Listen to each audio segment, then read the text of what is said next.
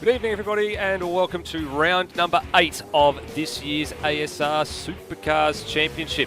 My oh my, things are going along really quickly. It is the 8th round, would you believe, of an 11-round season. So already quite a long way into the season, and it's time to hit the surf. But, well, you need a surfboard first, and you can only get a surfboard by being on the top 3 positions on the rostrum here at the Surfers Paradise Street Circuit. So it takes a little bit of effort to be able to get in and get done here on the streets of Surfers Paradise.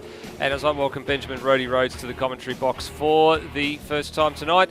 Roadie, the place that we haven't raced at for a couple of years consecutive now, but importantly, the high probability of a safety car. It always seems to make an appearance at this circuit, and of course, when you least want it to appear.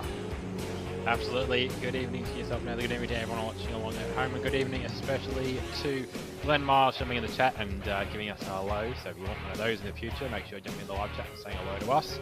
But yeah, you're right. It's a great track for the safety car. It's probably one of the tracks on average that sees the most time at the safety car. Safety car probably is the closest it gets to finishing a race on lap count around here on average. But that said, Dev Series last week wasn't too bad. There was 2 safety cars in each race, but they were right at the back end, which very much put the strategy, it's sort of back strategy into a corner. But you're right, it can come anywhere, and can definitely come at a point which is going to throw it off for the strategies that are coming into play tonight. Yeah, well, we saw that quite evidently at the development series round 7 days ago, where a lot of drivers, they were trying to make it home on the soft tyre. Well, it turned out they couldn't make the soft tyre work purely and simply, just because even with the safety car intervention, there were still drivers popping tyres. So a few drivers tonight have already worked out the math, decided what course of action they want to make happen. But of course, if you pick that hard tyre strategy, as we've seen a lot of drivers do this year, it's one of those things where it just means, you know what, if the safety car comes out at the right time, you're either in the box seat, or if it comes out at the wrong time, your race is going to go to pot. So strategy choice, very, very important. It is going to throw a little bit of a curveball in the works tonight. Slightly lesser field, 23 cars is the number that we are potentially looking at tonight. So it's actually not a bad thing. I know we've got a maximum grid capacity, Roadie, in terms of about 33, 34 cars, but to have about 10 less tonight, even though there are a couple of substitutes and there is a forced night off for one of the drivers this round and the next, which we'll touch base on throughout the night, it sort of de-risks, I guess, the amount of potential times that a safety car can come out, because less cars on track means there's a bit more space for everybody, especially when the concrete's so close. Absolutely, yeah. So having a little bit less on track will work, especially with qualifying. So actually, qualifying is going to be a bit of a bun fight around here, trying to get some space to work with. But yeah, bring it down to this number of cars compared to what we normally throw out with the Dev Series. We're looking at, I haven't really touched above 30 cars a whole lot this year, but the registered cap is 34 cars. Less cars gives them a bit more chance to work with. Also, for the cars, really good quality cars we put out, but the side effect of that is that they do ask a bit more of the game. So 23 cars around here with all the buildings, all that sort of stuff. Again, very optimized in both components, but at the end of the day, you can only bring so many pixels and so many points of detail out of something before it turns into a like a Play-Doh blob. So it's bringing it back a little bit for some guys will be nice as well. But no, it's going to be a really interesting track to get time get space in for qualifying. It's going to be a really good track to race on, and I think the best thing as well coming into tonight, it's one of only a few tracks, and it's historically one of the best tracks for it. We're getting a shootout as well. We certainly do. Every time we come here, I think we end up with a shootout because it is one of those laps. It's like Bathurst in a way. Bathurst, you love having the 6.2 kilometre race circuit to yourself because all eyes are on you. It's the same here tonight, but this one is like it's got its own challenge compared to what Bathurst does. Bathurst, it rewards you for commitment. It rewards you for being able to flow the car nicely. Those are the same traits as per here, but unlike Bathurst, you've got sections of the racetrack where you don't have the concrete so close. Like you can actually afford to take a breather going up Mountain Straight. You can afford to take a breather coming down the mountain, down Conrod Straight. You haven't got the luxury here of taking a breather because you might have some of these short straights, but it is absolute concentration for all 1 minute and 10 seconds of the lap. It is a very, very huge mental task to master this track, just purely by the fact that there is no room for error at any millimetre of this track. And speaking of the track itself, here is where it is. Off to the southern regions of Queensland, not too far away from the border with New South Wales. It is, of course, Surfers Paradise, aka the Gold Coast. It's been a staple on Supercars calendar for a long period of time. Remember back in the day, the circuit was quite a little bit longer than this. It went a lot further to the right of your screen, and then it did a bunch of 90-degree left turns and came back on itself on the old days of the IndyCar layout. Nowadays, it's the much shorter layout, only 2.9 kilometres long, still 15 turns, still a lot to get right around here. As you said, Rody, 2 lots of races tonight, 31 laps, shootout following qualifying to set the grid for race number 1, and then race number 2 will be the results of race number 1 to determine the starting order. But I guess, Rody, the real characterisation of this circuit, the part that everybody loves about this, is that beach chicane. Turns 6, 7, 8, 9, 10, riding the curbs, millimetres away from the wall on the exit of turn 10. It is probably the iconic part of this racetrack. It absolutely is. Some beautiful shots of cars, both obviously in real life going through that section. But you're right, it's very much a spot where it takes a lot of work sometimes to get right through there. But when you finally get the right line, when you get just the right amount of lift out of the sides of the car as you bounce, as you dance across those curbs, it's a really good feeling, especially if you get time that on your shootout lap. And I think that's where we're going to probably find a lot of people taking their risks. There's some guys who are pushing hard through there, but also through the first chicanes we saw 7 days ago. Be pushing through there to make up time, but if you're conservative through there, you might lose 2 tenths there, but you're guaranteed a lap time, as opposed to the guys who push it through and either pick up a track cut or make the defense. Yep, track cut. Very, very important to be mindful of those. The beach chicane and the chicane at turns 1, 2, 3. They will be the primary spots to keep an eye out for where laps get blown in qualifying, let alone in the shootout, because it's very, very easy to make a mistake. You put a millimetre or 2 in the wrong direction, you'll feed yourself into a fence, you'll feed yourself too far over the curb, and you will end up in a situation where you have to take to the runoff and you have to, unfortunately, give up one of those handful of track cuts that drivers have up their sleeve. But in a shootout, no room for error. Going to be very, very interesting to see who commits and who doesn't. Like, the bit for me that I love about the shootout, Roadie, is it does mix up that top 10 order, and the big part of it that I like is that the guy who goes out first in a shootout, he's got nothing to lose. Absolutely, yeah. It's and especially given the order of the way that we've set up the shootouts and the way shootouts are set up to begin with. They're set up to be a show, so you don't send the first person out to send a lap, because there's no guarantee that, or the first place qualifier to send a lap, because there's no guarantee it's ever going to beat, and it's not almost like, what's the point of watching? But very much at the same time, what is the point of watching if there's no improvement, there's no competitiveness to it? Being the 10th place person out, the worst you can start is where you qualified. So there is no harm in having a crack, but also there is no harm in going for a safe lap, because we've seen in the past, and I've made mention a few times for him in Dev Series, but I think also in Supercars as well. Darren Lognan, who's not here tonight, unfortunately, so he's lost his chance to pick up some more of that luck. When he makes into shootouts, he's got an uncanny ability to last a lot longer at the top, wherever he's qualified into, than he really should have. He started, I think, on the front row last week, and he's had a thing, at least the last 12 months, where he'll get into a shootout and it'll just be a little bit of a cockroach. He'll just hang around a little bit longer than he's supposed to, and he'll come into the shootout at like 5th or 6th, and he'll end up 2nd or 3rd as they go to the grid. The cockroach analogy, Rody, really? Yeah, and from the point of view of the cockroaches, the cockroaches and Nokia 3310s are the 2 things that will survive World War III. That's the merit. That's the argument point I'm working from. Not from any of the physical characteristics or anything else from a cockroach. It's its sheer ability to not die. All right, I'll take your word. I'll take your word for it. We'll wait and see what happens. While we wait for some reason or another, there's just been a whole host of drivers just bail out of the server at short notice. So we are waiting on about half a dozen guys to get back in so we can get on to qualifying. But while we wait for them, we're not going to go to trackside pitches just yet because it's probably going to happen by the minute we do that. Everybody will be back in. Just having a quick look at the Development Series qualifying results from 7 days ago.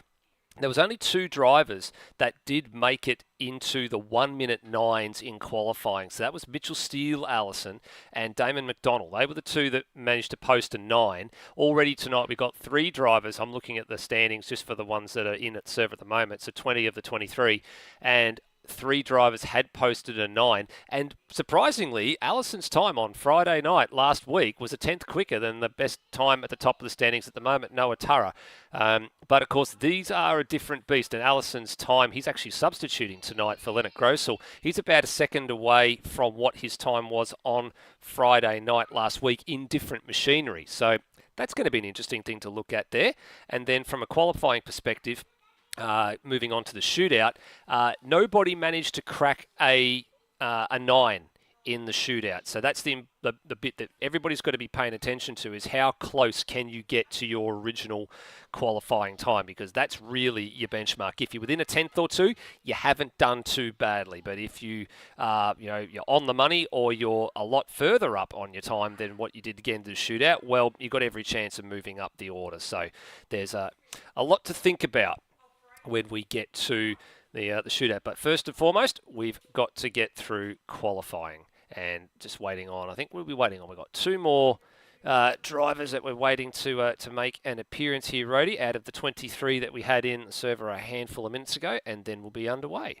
Absolutely. And one thing actually you mentioned, bring up the Dev Series, something that we're going to keep an eye out for once we get into qualifying, is that this is probably one of the few tracks this year where Gen 3 is not going to be terribly much slower. At least our build of Gen 3 isn't going to be too much slower to the old car of the future cars that make up Super 2 and Super 3.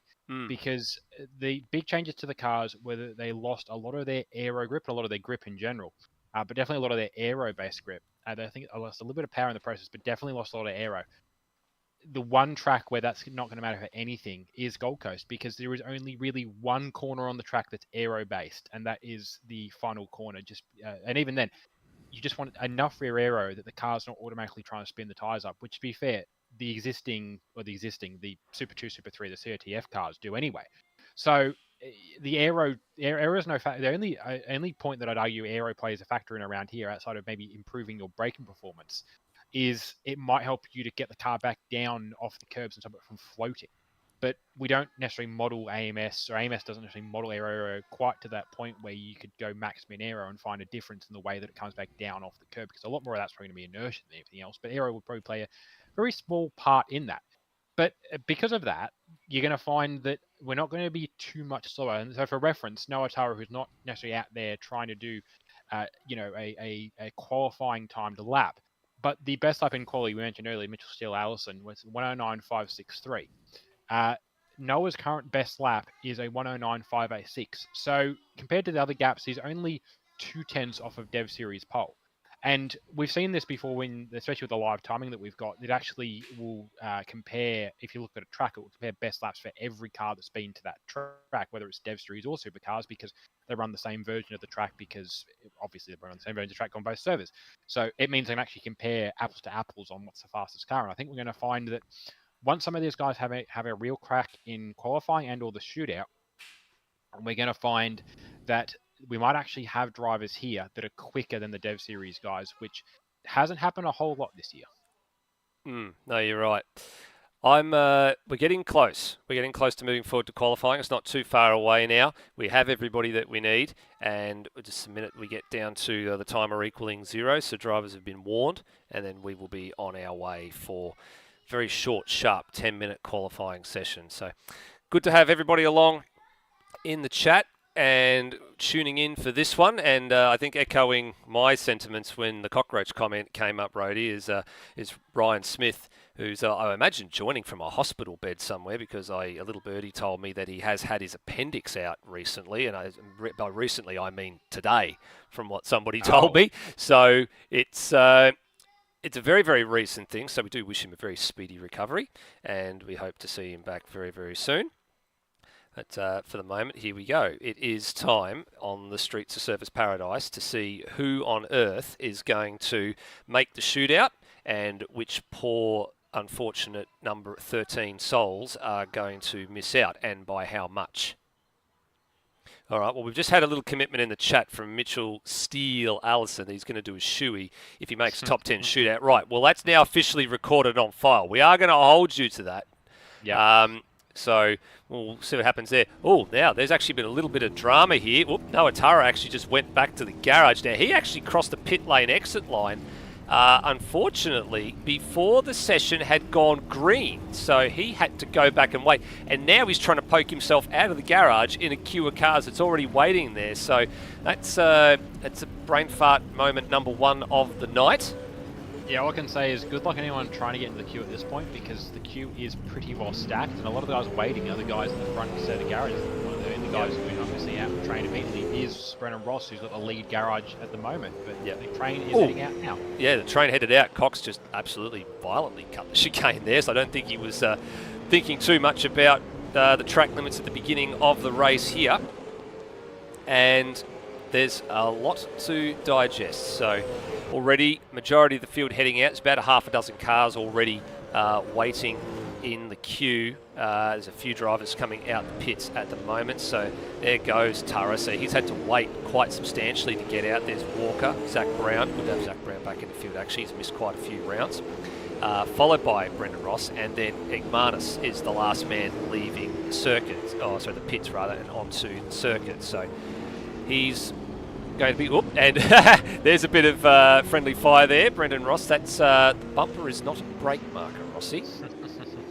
We'll wait and see what happens there. So drivers are on the move, and already a bit of stacking up. And this is the hard part here, Rody. This is everyone a little bit too close together. Everybody just wants their little bit of real estate to get moving here. And of course, plenty of liveries. It is the Gold Coast, so plenty of liveries making an appearance tonight for the first time, probably the only time as well. Here's one of them, Nathan Higginson with the Redheads livery on the car, so it's actually not a bad livery at all, I think. Let's go for a ride. Let's have a look at how this circuit looks. So a little bit of a rise into turn number 1 and 2, and onto the curb. There's already been a scrape mark on the wall there on the left-hand side, into the hairpin. The LA flags are out there, so somebody's had a bit of a moment exiting the chicane and the hairpin. Now out of turn 4 and through, I guess, the inconsequential corner here at turn 5. There's really not much to do, and then this is the moment, isn't it? This is the one here. So 1, 2, 3, 4, and avoid the fence. 5, nope, he got it. He got the fence on the 5th attempt, so on part of the chicane, so that will hurt his lap time a bit. And then you go into the right-hander and the left-handers here. So there's 2 90-degree left-handers, then the right-hander here out of sector 2 into sector 3 now, heading up towards the last 2 corners on the circuit. This is very important to get right. You've got to get close to that wall on the right, take a lot of curb on the left, and then turning. Car wants to disagree, car wants to move, it doesn't want to cooperate there, and then you have your run to the start-finish line. And for Higo, he's going to get to the line, and it'll be in the 11s. It's an 11-1. That could have been a little bit better, for sure, having clipped the fence on the exit of the beach chicane, and actually gave it quite a decent whack, I think, as well. So I think that's saying a few things in terms of Higo being granted one of 3 cars, I said at the time, but also it's saying a lot of things in Okinawa's coming in now. Higo clearly made a break, and the cars behind were stuck queuing, waiting for a spot, which we mentioned earlier. Also, the amount of cars that are already picked up track cuts or had to go back to the pits. So the yellow flag we saw in Higo's first lap there was Brandon Dostal's car behind him. I missed exactly what happened, but he flattered the fence through the first chicane. So few drivers struggling coming out of the final corner, actually. And Spoke another one of them. I nearly caught a moment of interplay there. Oh, I just got another one actually between the 2 pixelated Alpha Autosport teammates. It's the first time I think they've both been on the track together for at least half the season. Brown's down an escape road, so we might actually go back and have a look at that one for the first time tonight on the old Paint Doctor replay. Let's see what happened here. Yeah, there was a bit of formation flying, I think, going on here between these two. Here they go, up and over the curbs. Whoa, okay. Rather interesting. And then down into the chicane here was a nerf situation. Yep. Little friendly nerf there. Yeah, a little friendly nerf. They were at least both on outlaps, so there's no real harm to that. And the advantage is now they've got plenty of space between the cars, a little bit of risk interfering each other on their time lapse. Yep, so here we go. Off they go. They are about half, they're one of about 9 or 10 drivers. Yo, there's Burko in the fence. Yep. These guys are about one of 9 or 10 drivers yet to set a time at the moment, and a lot of drivers just getting a little bit too eager on the pedal out of the slower corners, and cars jumping sideways at a very, very short amount of time. So Brown on his way to the chicane. 1, 2, 3, 4. That's actually a nice rhythm there. That's very nice. Very, very clean. Very, what's the right word for it? Very sensible, I think, is probably the right word for it. Just taking the nice tight line and just at least to put something on the board. Like when you've got a lap time on the board, at least you feel like you've accomplished something around here, and then you can go and have another crack and try and see if you can lower it.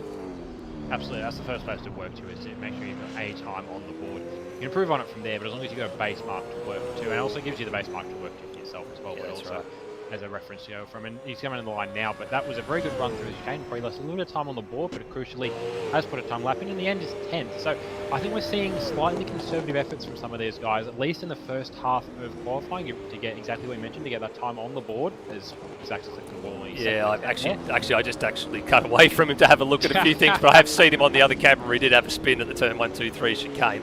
The other reason I've cut to Bailey Hall is because I was going to say the top 10 as it sits at the moment is actually missing a couple of big names. It's missing Will Devonish. It was missing Kurt Stenberg until about 10 seconds ago, who's just jumped up the order. But it has a little bit of an unusual shape at the moment in terms of who's in the 10 and who's probably expected to not be in the 10. So, I mean, I wasn't expecting, for example, Lockie Burke to be up in 3rd place at the moment, half a second off Wayne Walker's best of time. So that's definitely a bit of a surprise for me, because he hasn't been to a lot of rounds this year, but he definitely has some pace. On his day, I liken him to Higo, Brody. On his day, he can be fast. If he puts his head down, he can be fast. And he came in his expectations for us right before the broadcast said, and you know, just pointed to the fact that he was down in 18th or 19th in practice, you know, right behind his teammate, and went, oh, you know, I had pace, but clearly the last 12 months we've lost it. You know, throwing out ideas of, you know, what would contribute to that. But apparently that was just smoke and mirrors to be up there in 3rd still. Granted, as we said, a few guys haven't set time lapse yet. I don't think Rossi's got a time on the board yet. No times for Dostal. Rossi to be coming up on pole at some point, so he's got 3 and a bit minutes to work that one out. Yep, no times for Dostal, Steele, Allison, Burko and Ross at the moment. They're the only 4 that do not have a time on the board, as Alex Kiddis goes 6th. Yeah, so they've got the best part of 2 or 3 laps to try and get some on the board. They've got a bit of space to find a bit of space on track as well. Crucially, I think these guys, especially those without time on the board, I mean, have a crack, but you've got to make sure you have a time on the board, because there are a few guys that will almost by default end up in that 10. They're going to miss out if they don't have a time at all. Well, here we go. Ross will put a time on the board this time, around 17th quickest. So that's a banker for him. He's definitely got a little bit to give in this one. Now, I will say publicly on the record as well for Brendan Ross, massive thank you for the commitment that he has done to this circuit over the course of the last several weeks. We knew that the circuit did need a little bit of a touch-up and a bit of a helping hand as he pulls over to the other side of the road there. We did know that the circuit needed a little bit of love and attention after we first built it 2 years ago, and he took it to a completely another level this year, and it is absolutely phenomenal, the amount of work that he's put in. So massive thank you to him for all the blood, sweat and the tears and the late nights and the commitment to do what he has done to get this circuit up and running in such a short space of time. Here we go. Right, happy hour. Minute 45 left on the clock, and everybody now on the circuit. Bar Kai Jones at the moment, but I would suspect he's going to go out again. Probably doesn't feel safe in 6th place at the moment, because you look at that log jam from 6th through to 10th. There's a 10th and a little bit covering 6th, 7th, 8th, 9th and 10th. And then a few drivers on the outside looking in. They could get into the 10 and spoil a few drivers, potentially maiden top 10 shootouts for a couple of them. Luke Speck, Kai Jones, they are in the 10 at the moment, but they're hanging on by their fingernails. There's Jones just ahead of the Luke Speck suicide awareness machine here. There he is in there, the Monster Energy car this time around. That was, of course, the Ryan Smith car, normally piloted by him. but there's a few surprises, I reckon, potentially going to be swinging one way or the other. Steele Allison's one that said if he gets in the 10, he's going to do a shoey. At the moment, his current pace is probably not tracking all that well. He's currently 1.2 down at second sector, and that would only be enough to move him up to about 12th if he could keep this pace going. So for him, he'll get one more bite at the cherry. And his current time is a 10.9. He's just been bumped down the order one more. Someone else jumped up. I think that might have been... who was that? Foley. Foley's up to 5th, but I think Rutledge is 11th, and I think Bailey Hall might have jumped Allison going up the order. And I think he's just been pinged for a track cut because he's slowing. So he may not get another lap here. Speck's just gone across the line. He got a track cut on that last lap, so he's now in a bit of a danger spot because he's 9th. And then behind him, Devonish is in the pits. So this is crucial here. There are drivers queuing up behind Will Devonish to potentially have a crack here. One of them's Cam Rutledge, who's not far off his PB, 6/10 off the pole time, but that's not the important marker you need to be worried about. The important marker is the 10th placed time, 1 minute 10.632. That is the problem time at the moment. I think Cam could get there, but I know one driver that probably will based off their second sector pace. Zach Brown's coming through the last corner now. He's 4/10 up on his PB coming through that second sector, and he's Here he is. A pretty clean run to the line so far. So expect to see him go up into that top 10 as well. And he does. He goes to 7th. So Devonish is out of the top 10 shootout. Couldn't put the lap together. That bumps Rutledge down the order as well. Can he somehow sneak into it? No, he's going to bail. He bails on the lap. So that puts that one to bed. Walker going around again though, but he's safe. He doesn't need to continue on. Speck is just going to make it in, and he doesn't improve his time. He's just come across the line in front of Walker. So there's Speck slowing down there.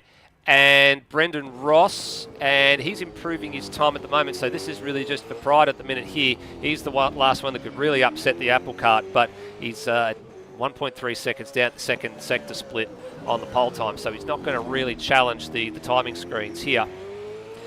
So 22nd will be the best he can do, but wow, actually I've worked out who it was. It was Brandon Dostal that jumped up the order that sort of set that in motion there to see Devonish knocked out. If he hadn't jumped up the order, then it would have been Devonish in 10th place. So wow, what a qualifying session that was. Oop, as Ross gets the wall. Definitely an interesting qualifying session there. As we look at the order, which will scroll around on the left-hand side of your screen in just a few minutes. So the guys who got into the 9s, Noah Tara with a 9.4, which is very similar time to what Steele Allison did in Dev Series qualifying on Friday last week, followed by Wayne Walker, Kurt Stenberg. So they were the only drivers that were in the 9s. Then you had Dostal and Foley. Nothing in it between Dostal and Foley. There's not a lot in that at all. Then Burke and Brown. So both the Pixelated L Photo Sport cars got in. So big tick for them. And Zach Brown was on a 10.4, and then you had Jones, Kiddis, and Speck were the ones that got in. They all did 10.5s, and then Devonish with a 10.6. He was about 3/4 of a tenth of a second away from a time he needed to do to get into the shootout. So that's the big casualty. And his teammate as well, Curtis Igmanis, in 19th. They are probably the big casualties of qualifying. I will say for Tomo, something I was thinking of earlier tonight. He's maybe he is, and I think I haven't seen, probably already have seen his car on broadcast. He's running the Queensland Police highway. I have noticed that. But the important thing I was thinking about, how often do we see a police car leading a group of cars? The only time I think we see that is like a presidential cavalcade or something, and even that's not normally what is police, but sometimes normally the motorbikes, not even the cars. Point being, the police cars are usually at best second in a row of cars at high speed. They're not normally the lead car in that group. So he's perhaps put the knocks on himself a little bit by picking a livery for a car that often is the best of the losers in terms of the order. But that said, I don't think the livery is necessarily all down to it. Tomo's had a tricky year for trying to find some pace. I've also actually, speaking of pace as well, though, we were looking at him and he nearly did make the 10, but Cam Rutledge is only a 10th off of Will as well. So if he'd be able to commit to that final lap, he probably could have made the top 10 as well, which would have definitely pushed Specky out. But really good run, and yeah, comparing those times, Allison's best was a 9.5, and Noah's best was a 9.4. So not much in it. He missed out the top 10, but Mitchell Starson can still claim that he's the second fastest ASR driver in qualifying around Surfers Paradise in an older car. So, a bit of a claim to fame there. Absolutely. A couple of drivers just bailed out of the server while everything is being reset and ready to go. I'm actually just doing a quick look, and those two drivers that bailed out are they're not partaking in the shootout, so it's not going to affect the order of things that need to happen. So we will be underway with the 10 drivers that need to make an appearance in the top 10 shootout in the next few seconds or so. What are you looking for here, Rhodey? First man out on the track is going to be Luke Speck, who just managed to get in. So, and then followed by Alex Kittis. So those two guys, as we said earlier, nothing to lose for them and everything to gain. If they put in a banzai lap and improve their time, they're going to be laughing. They're going to be up the order. If they blow their lap, well, hey, the worst case they're starting 9th and 10th, which is pretty much where they are right now anyway. Yeah, my predictions going in order of who's going to roll out. I expect to see Specky's going to have a bit of a crack, but at the same time, he doesn't make too many shootouts generally, but he's going to make a bit of a crack, but also he's going to want to have time on the board. Kittis, probably a similar thing, doesn't make a lot of shootouts, but he definitely wants to get that time on the board. Jones probably a similar position. Zach and Lockie Burke are going to be the wildcards in it, because I don't think they, at least from what we've been told on their pace and what Berkey thought of his pace list, I don't think they expect to be in the shootout at all. So, real wildcards there.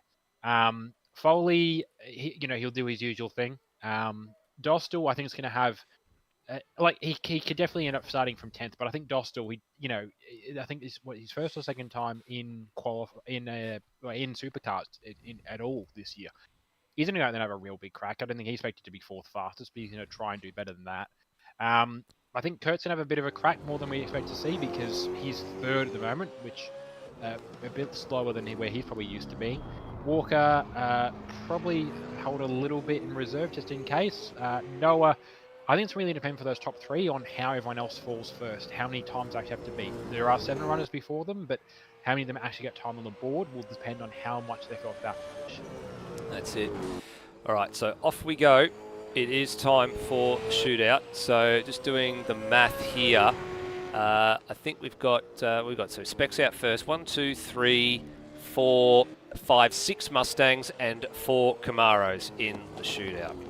So there's a fair bit to go here. So Luke Speck, first one out. So the time he did to get into the shootout, 1 minute 10.566, but theoretically his best lap would have been a 10.320. So if he had been able to pull out 10.320, he would have been out 3rd or 4th in the shootout. So a little bit of room for improvement. He knows what he can do. That's the important thing for him. So off we go towards the first part of the circuit. Really difficult approach here. You go round this long, loping right-hander. Then there's this little hill here. Just pops over the hill, and then you've got to get on the brakes. So it's a very tricky approach, but he's very cleanly through there. And now onto the hairpin. Can he get it pinched down to the apex? Yes, he can. Good, clean run so far. Very minimal wheel spin on the exit of turn 4. So good start to the lap, Rhodey. Absolutely, yeah. Brilliant run through that first sector. So a 19.748 for that first sector mark, which is going to mean not very little being the first one out on the lap, but now we're coming through the beach chicane. Pretty smart. They're a little bit wide off the last one, but I think he's going to be fine for track class. He's just lost a little bit of time having to lift to avoid snagging that tyre barrier there. But a really good run on to Breaker Street now, and he's going to hit the second sector mark there with a 43.073. He's got a couple of corners left to bring it back around. He certainly does. So on a very nice clean lap for Spec. So a little bit reserved, good commitment over the beach chicane, but not too aggressive to the point of overstepping the boundary. So you got it tucked in and just managed to avoid the wall at turn 10. Gets it right out close to the wall. So using all the track, this is a very nice smooth lap. Just wants to make sure he's in the fight here. And it's a 10-1. That's a brilliant lap. Brilliant lap for Luke Speck. That is 0.4 of a second quicker than what he did to get into the shootout. But you know what they say, Rhodey, when it looks smooth, it's fast, and it was. Yeah, it was. Yeah, I think the only bits that he could have lost time in there at all was just that exit of the beach chicane, but it was a very smooth lap, very clean lap. definitely could put a little bit more into it. I mean, with the likes we see, get to the 9s that we saw from the front runners, but from where he's sitting, that's a 4/10 improvement. That puts him up in the middle of the set time so far, and probably going to see him hanging around that top spot for a little bit. But first one to have a crack at knocking him off the top is Alex Kiddis. Well, I'll tell you what, that lap time that he did would have actually been faster than Lockie Burke's best lap in qualifying. So that would have been 6th place in the order for him if he'd been able to pull that out. So that's going to be pretty tough to beat for everybody that follows too, because it's not very often in a shootout you see people improve on their time to get in. But you want to get as close as you can or to that time, because it gives you the best chance of, at the bare minimum, maintaining your spot as opposed to losing spots. So for Kiddis, he's a little bit more reserved through the beach chicane. He was a little bit straighter at the last part of it, but he was already down by nearly 3.5 tenths at Sector 1 on the current best time, and he's lost a little bit more time there in the second sector. His time to get in was a 1 minute 10.552, so he was only 14 thousandths of a second quicker than Luke Speck to get into the shootout. So for him, he's tracking roughly at around about a 10.6, 10.7 at the moment, unless he can find a way to produce a bit more time in the last sector. But for him, again, a little bit smooth, but not as committed, and it's an 11 flat, so he actually lost a lot more time there. So he's lost a full half a second overall against his time that got him in the first place. Yeah, so for an comparison, 11 flat puts him just behind where Higginson ended up qualifying, which is 16th. Look, the important thing for Kiddis, I have a feeling the car wasn't quite so the way he wanted it to. It was looking very pitchy in points. It was very much understeer, much oversteer. It wasn't the smooth flow that we saw from Speck's car beforehand.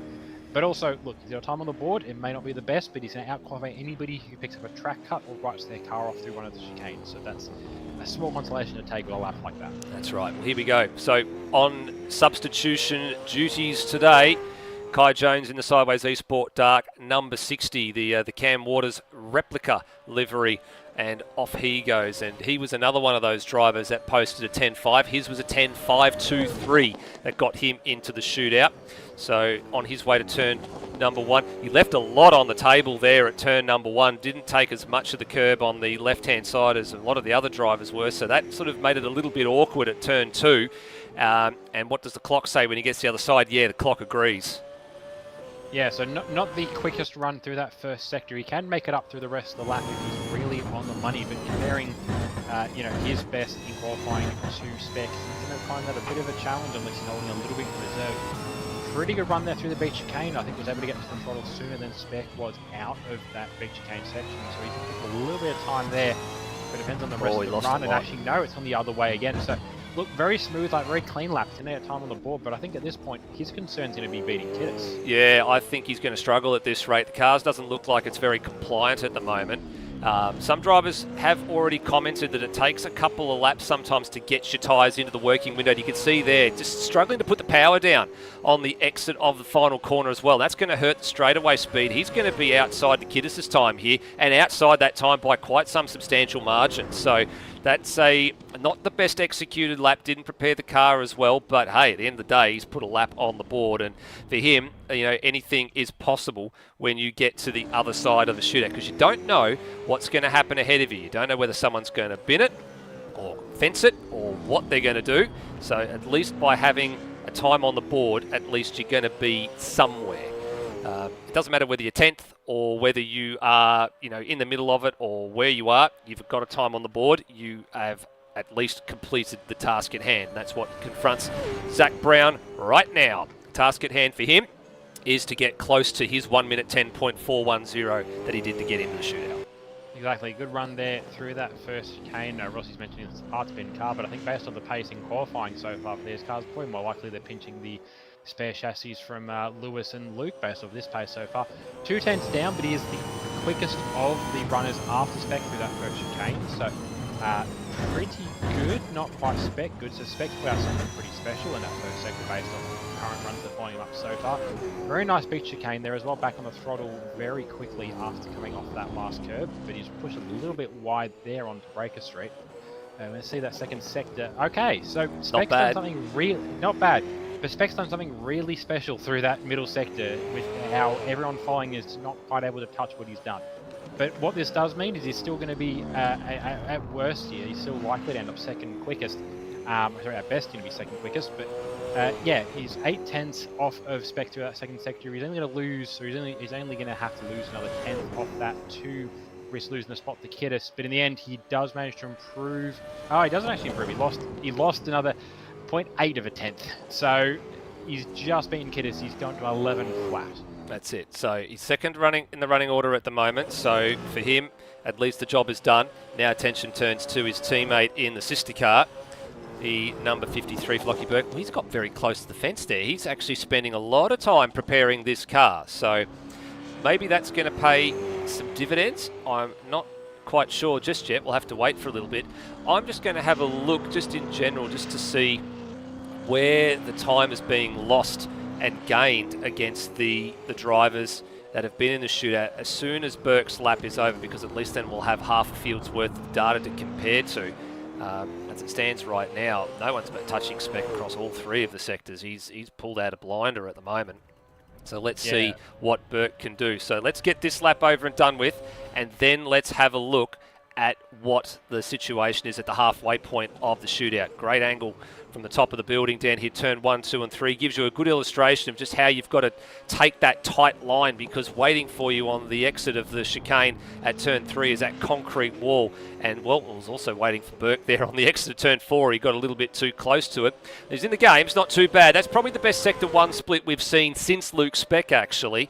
At a 19.983. He's actually just fractionally slow his teammate, but he's absolutely sent it, and he's binned it at the chicane. So it was a positive start. Unfortunately for him, that will be, well, not only down the escape road with some damage, but that's going to be a track cut there as well, for sure. And wow. No, I will say he is trying to continue on. He's he's likely to be last, but he's possibly trying to get around in the pits. I don't think he's lost a tyre or any of that. Well, it looked like he had, because he had absolutely smacked the wall there as he flew through the beach chicane and then clattered the wall. But yeah, maybe you're right, Rody. Maybe it was just a brake lock-up, because it looks like he's okay for the minute, but at least he's got to get to the line, even if there was a track cut in that. And the clock says that there was in Sector 2, so he is officially going to not register a time, but at least he's across the line. So worst case for him, he starts 10th as opposed to somebody else who wouldn't set a time because they don't actually finish the lap. So if you finish the lap, even though you've got a track cut, you'll start ahead of somebody who actually didn't make it back to the start-finish line, as Brenton Foley starts his lap. That caught our attention. Oh, big lock-up for Foley going into turn 1, but he got it stopped and made the apex at all of the 3 past the corner. Whoop, and customary Foley drift going on here. That's going to be costly. That's going to be very costly. Yeah, that was a big lock-up into the hairpin, and yeah, 5/10 off of Spec's time there. Definitely not the worst run through there, but definitely gave up a little. Definitely gave up probably 2 or 3 tenths with that slide there. Very, I wouldn't say the run was smooth through the chicane, but it was a quick run. He managed to just bunny hop that last chicane, which seems to be the way to do the run off the corner, just to level hop that curve rather than try and lift your wheels across it. And he actually managed to bring that time back. Oh yeah. So, with a bit more of a push through the slight sector, he might just be the first to pass Specky. It was a purple middle sector for Foley. That was 0.3 of a second quicker than Luke Speck through the middle sector. So he knew he'd butchered up turn 4, and he just said, you know what, the only thing I've actually got to do here is just commit and see if I can get the time back. And he got the time back in spades. So this is looking very handy. This will be in the 10s for Foley, and in fact it's currently provisionally on the front row. So he actually just had a purple final sector as well. So only fractionally quicker than Speck at the end of the day there. So really good from Brenton Foley with a 1 minute 10.412. So, and his time to get in was actually a 10 flat. So he's recovered some of the time. Didn't quite get as close as he wanted to his original time, but very nice time indeed. Now Luke Speck, he's himself and Zach Brown were the only drivers to register 19s in the first sector. Speck's middle sector was a 23.3 until Foley just did a 23 flat, and then both of Speck and Foley a 27 flat in the final sector, just Foley a fraction better. So that's where all the time's coming from. Specs good across the board as Dostal has clouted the turn 3 concrete wall. Is that going to give him an invoice to pay here? He's then now dispatched a mirror cover on the right-hand side, clouting the wall on the exit of turn number 4. But the clock says, well, I'm a little bit closer to spec than we thought we were going to be. Yeah, the only thing I'm interested to see how he does for a time lap here, because he's not the only teammate, and he's not the first teammate of Spec's to have run in this session, but he is a teammate of Spec, and maybe they've picked up something in the setup over at SES or put a bit of work into it. But he is actually the first driver green through the second sector on the pole time of the guys so far. I know Foley was a purple run through there, but Dostal didn't lose nearly as much time out of the first sector to make it up in the second. So he might, with a good run here, come good at Timmy down to how good that last sector is. If he can beat Foley's run, beat Spec's run through that last sector, he's going to come up to pole, but it'll be pretty close either way. Yep, so it's going to be very close to the provisional front row here, or fractionally outside. Lost a little bit of time late in that one, so just drifted away, 10.481, so 0.07 of a second outside Foley's markup. So that's actually pretty good for Brandon Dostal. So with 3 drivers to run, the best spot that he's going to be starting this race from is 6th place for him. Now, he was 4th in qualifying, and he was on a 10.057, so he's dropped about 0.4 of a second as well. And then there were 3, and the next 3 are the drivers that all registered 9s to get into the shootout. So Stenny was a 9.679 to get in, so here we go. Nice movement over the turn 1-2 curb, gave plenty of room on the exit at turn 3 as well, so he plenty of margin for error here, cranking it sideways, trying to put the power on, exiting 4, and he's in the game. That's a lot better run through that first sector. It is a second to the good, but the important thing is he's up. He doesn't have to try and earn that time back through this last 2 sectors, so he can run his pace without having to push too much harder. Well, not much, but a very nice, very clean, very nice floating run through that beach chicane, and he's improved by another nearly 2/10 now, so it's just down to that final sector. Yeah, he's paid dividends. It's very smooth, very clean, just beautiful line through the chicane. We had a great view from the exit facing curb cam just to show how much margin for error he's leaving, but it's clean. Oh, and he's lost it! No. Oh, he's thrown it away at the final corner. He got a little bit too greedy, I think, and the car just floated wide, couldn't get it down to the apex and keep it off the wall. So a good lap undone, unfortunately, for Kurt Stenberg, and it's a heartbreak. It's an 11-1, so it was looking great up till that point. He was purple in the first sector, he was in the game in the middle sector, and just lost it just fractionally at the end, but that's what happens in the shootout. Yeah, that was like... It was on for the front row, it was on for pole. He got to the 99-metre mark of the 100-metre sprint and then tripped in his own shoelace is what that was. But that's really unfortunate for Kurt. That was, of the places to mess up a lap, the last corner running it wide into the tyre bundles is not the place you usually end up doing it. So that's going to sting. It's a 6th. He's still going to be at worst an 8th. But he's going to have a lot more work to go now when we come to the race. But Wayne Walker now having his crack at trying to beat Specky's time. He's still up there. Specky was the first driver out. At worst, he's going to end up 3rd with only 2 drivers left to run. Well, I'm not going to jinx it just yet, but Walker's had a very nice run through the opening couple of corners, and he was another one in the 9s. He was a 9.604 to get into the shootout, so he was fractionally quicker than Stenny. Walker's in the game as well. He's a little bit better than Stenny was at the first sector split, so that's a purple sector 1, 19.638, and that's about a 10th and a little bit quicker than Spec's current pole time. So again, very clean through the chicane. Very precise. Everybody that's been through that back chicane so far has been relatively precise, with the exception of Lockie Burke at the moment. And Walker, he's now found some more time, and even though the little brake lockups here, he's making the corners. So he's right in it, right out to the fence there. Cigarette papers with between the left-hand mirror and the fence. Same on the approach there to 14, and much better through the final corner. Got it right. Didn't do what Stenny did and run a little bit wide at the final corner. This is looking good. Purple first sector, green middle sector, straight to the top with a 9.8. So 0.2 of a second outside of what he did to get in. Very nice lap.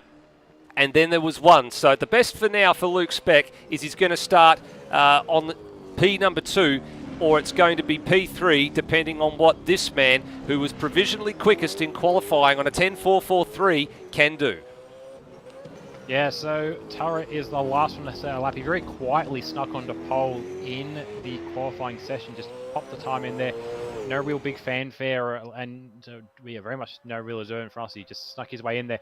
I imagine that's very much going to be the way he attacks his shirt. He doesn't have quite the margin he thought he had to work. He doesn't have to work to 9.6. He has to get the car to behave, which is the biggest problem for a lot of the guys in the shootout. He can get the car to do what he wants it to. He's got a pretty smooth run. He's just going to try and beat that 9.8 Walker's done. But he's already done quicker than that in qualifying. He's going to match that in a one-lap setting. He's got no choice. He's got to do a 9 here as well. What's the first sector split say? Well, it's a tenth and a little bit outside, but there's time to recover that. Unlike some of the other circuits where you're measured in hundredths and thousands of a second in terms of time to recover, you have got a little bit of room here to do it. And he's very conservative, actually. Looked like it was smooth and clean, but a little bit conservative perhaps through the beach chicane, not as committed. He's actually turned for Breaker Street a little bit early there and lost a little bit more time. So I just noticed there, Rhodey, rather than staying out wide and sweeping in from the wide, he sort of angled the car rather early, or it tracked toward the corner under braking a little bit early, narrowing up the approach a little bit. But if he's going to pull anything out, it's got to be in the last sector here. Green first sector, green second sector. At this stage, he's on the front row with the time as it sits right now. He wouldn't want to drift any further than this, but he goes on to... No, it did drift. It has drifted. So for Noah Tara, a 10.3 to complete the shootout puts him third. So not the greatest final sector. And, well, we almost had a situation there where the first car out was the other car on the top of the pile at the end of the day. But for Luke Speck, he's absolutely right in a live chat. He has done something that he's done something good. Let's just put it that way. He's done something good. He's on the front row. I'm supposed to be completely impartial in the commentary position, but I'm not going to lie. I was rooting there for an effective last to first in the shootout. It never happens. It never supposed to happen. By purely the rules and the format of a shootout, you're not supposed to have the first guy out, the slowest car in the shootout be the quickest car. But it almost happened, and in the end, only one car into the nines, which is what you needed to do to beat Specky with a 10-1. And yeah, it's probably the biggest spread we've seen, or one of the biggest spreads we've seen for a shootout. It's nearly 2 seconds. Yeah, close enough to the mark. But it just shows this track, and we said earlier, there's so much work to get it into that right line, just to then have the situation where, you've got to get it, so much work to get into that right line. And it's so much work that it's so easy to fall out of that. And I will say, though, credit to the cars and the drivers, we only saw one track cut, and we did not see anyone writing it off at the first chicane, which is, I think, what we saw in Dev Series 7 days ago. So they managed to get a little bit further through the lap, and even in Berkey's case, he went around and finished that lap. But some tails all through the field, for Spec to sneak into the 10 and then to rocket up to second for I'm forgetting the team name because I don't see them that often. Pixelated Elf Autosport cars, to see them, wallow in practice, shoot up in qualifying, and then kind of wallow a little bit more when it comes to the shootout. But for those guys, they've got, I suppose, the excuse of a lack of experience. They haven't. I don't think we've seen either of them on the grid a whole lot this year. It's been a really interesting shootout. And also what this is going to do now is completely jumble up the order for the race, because it puts guys that probably were banking on the idea of being up the front, being able to comfortably run their own strategy into a position where they're going to have to fight for it now. And when I say the guys, what I really mean in that is Kurt Stenberg. He probably had it in his head that he was going to be top 2, top 3. He could jet away with the rest of that top 3 pack and off do his own thing. I'm not sure whether that's hard, whether that's soft, what it is, but it probably relies on not having to fight others for his positions. He's now, 6th or 7th? He's got some guys there that maybe aren't necessarily going to be there on race pace merit, but they're ahead of him and they've got a right to fight him for it. And some of these guys won't see Kurt a whole lot often, so they're probably going to make him earn it. Well, I can read you off what that has done from the shootout point of view. So in terms of making the order really jumbled, that's exactly what it's done. So you got Brenton Foley, who's up in 4th place. We normally don't see Foley up that high. He's had some good qualifying performances over the years. Like, they've been sporadic. It's not the same sort of highs that we've seen from him in his 2020 season campaign or the 2019 campaign, where he was up the front quite often. Brandon Dostal up there in 5th. Alex Kiddis in 6th. Zach Brown, who's going to be starting up there in the order as well. He's actually going to be starting in 6th place, Zach Brown, ahead of Alex Kiddis, and then Stenberg's going to be 8th ahead of Kai Jones. So this potentially for some of those drivers that would have been penciling in, top 3, top 4 to start things. They're looking at this now going, my strategy's potentially been ruined. What do I do? It's an interesting one because the strategy play, it's going to be very similar for this round to what the Dev Series guys were running. It's a longer race, but slightly bigger fuel tanks, and the tyre wear being much of a muchness for the length of the race. The options are going to be the same as it was last week. It's either hards without a stop or softs with a stop. But either way, you'll probably be banking on having cars around you. If you're going a hard no stop, having less cars around you means you don't feel influenced into having a battle. The worst thing for trying to save fuel is having cars around you that you're probably quicker than, because your mind goes, you're a racer. You see a car in front of you that you should be ahead of, and you go, right, I need to get ahead of him. So then you push, and then you go the next lap and you find, bugger, I've used half a litre more fuel than last lap than I was supposed to have, and I'm really marginal on fuel. I'm really going to struggle to make that up the rest of the race. Or you do it for 2 or 3 laps, and then you completely steer your strategy. For the soft runners, they're worried about tyre conservation more than anything else. They can make it to the halfway distance, but even then, they're probably going to feel a little bit halfway done. But the tyres are going to feel definitely a little bit used. If you can save a little bit of tyre during that stint, it'll open up an opportunity to have a crack later. But also, if you're perhaps going to push a little bit past the halfway mark, perhaps praying for a safety car within a couple of laps of that halfway point, you might try and push those softs into a lap or 2 into their off window, so that you get a safety car, so that you get to run only the best window for your softs once you come in for that stop. You have to pick up some fuel as well, of course, but importantly, you get used to those tyres. But if you've got someone around you to battle, you would have worked your way through. So the likes of the Stenbergs, the position he's starting, he's got some moves to make, and if he's planning on running a soft strategy, his tyre wear's just picked up an extra 5% in that first stint over what he was planning on having. Potentially, yes. So I'm looking at those sorts of situations as well, and just trying to work out, where everything is sitting from that point of perspective as well. I'm actually just having a little bit of a look in the server at the moment. I'm just trying to see. Actually, that's what I was looking for. I was just looking to see who actually was missing from proceedings, because I noticed Tim Redmond had actually jumped in, but we only had 23 people, and I was looking for who the 24th was, and it was actually Philip Boker was missing. So here's actually Redmond on the screen. This is actually his first laps, I think, for the night in the Beyond Electrical number 43, the Beyond Racing Mustang, as he's now out there. So he's going to be starting a bit basically at the back of the field. It's a 24-car field. He is last. So yeah, for Tim, I'm going to be expecting a hard tyre strategy for him, and just to see what he can do potentially. But he also could go the other way. I mean, there's 2 tyre strategies in play here, but he's got the yellow marked compound on. I can see it right now. So already cutting a few laps there on that harder compound.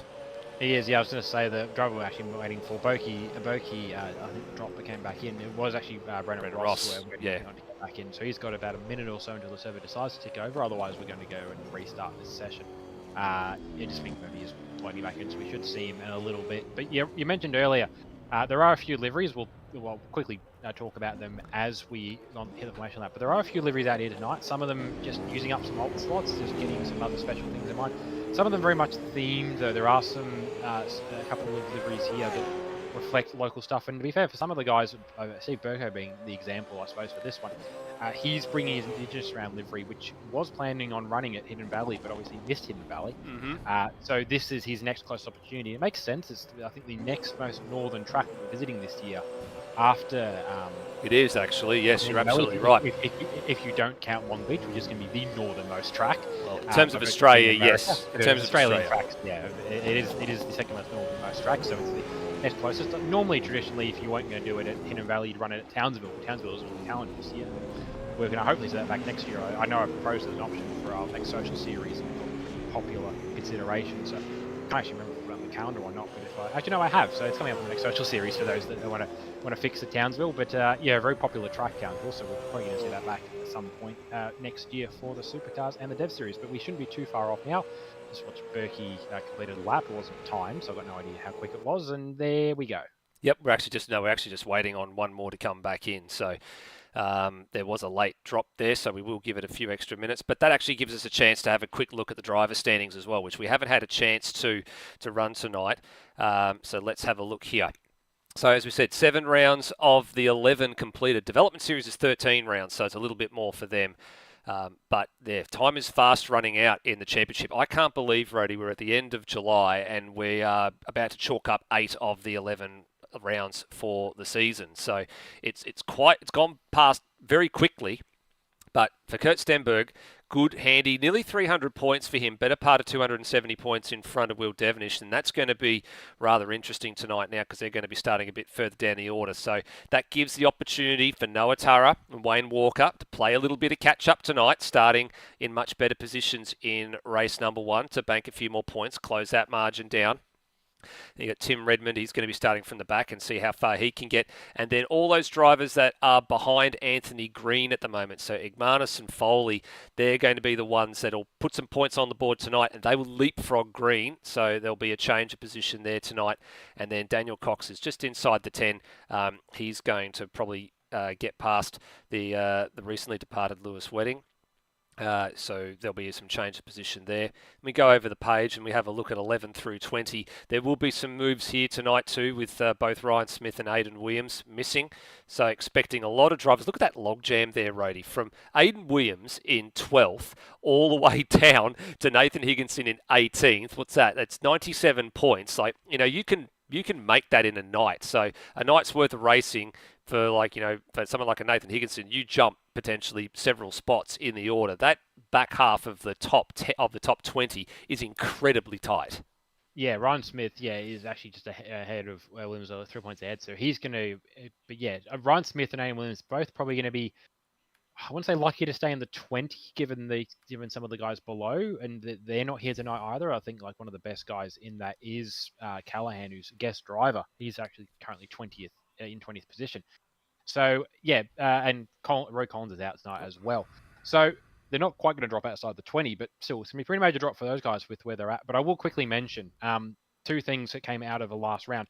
One of them we made mention of briefly, a driver not being here tonight. That is Dan Liccardo, and this is a result of the conduct that he contributed to the racing at SMP.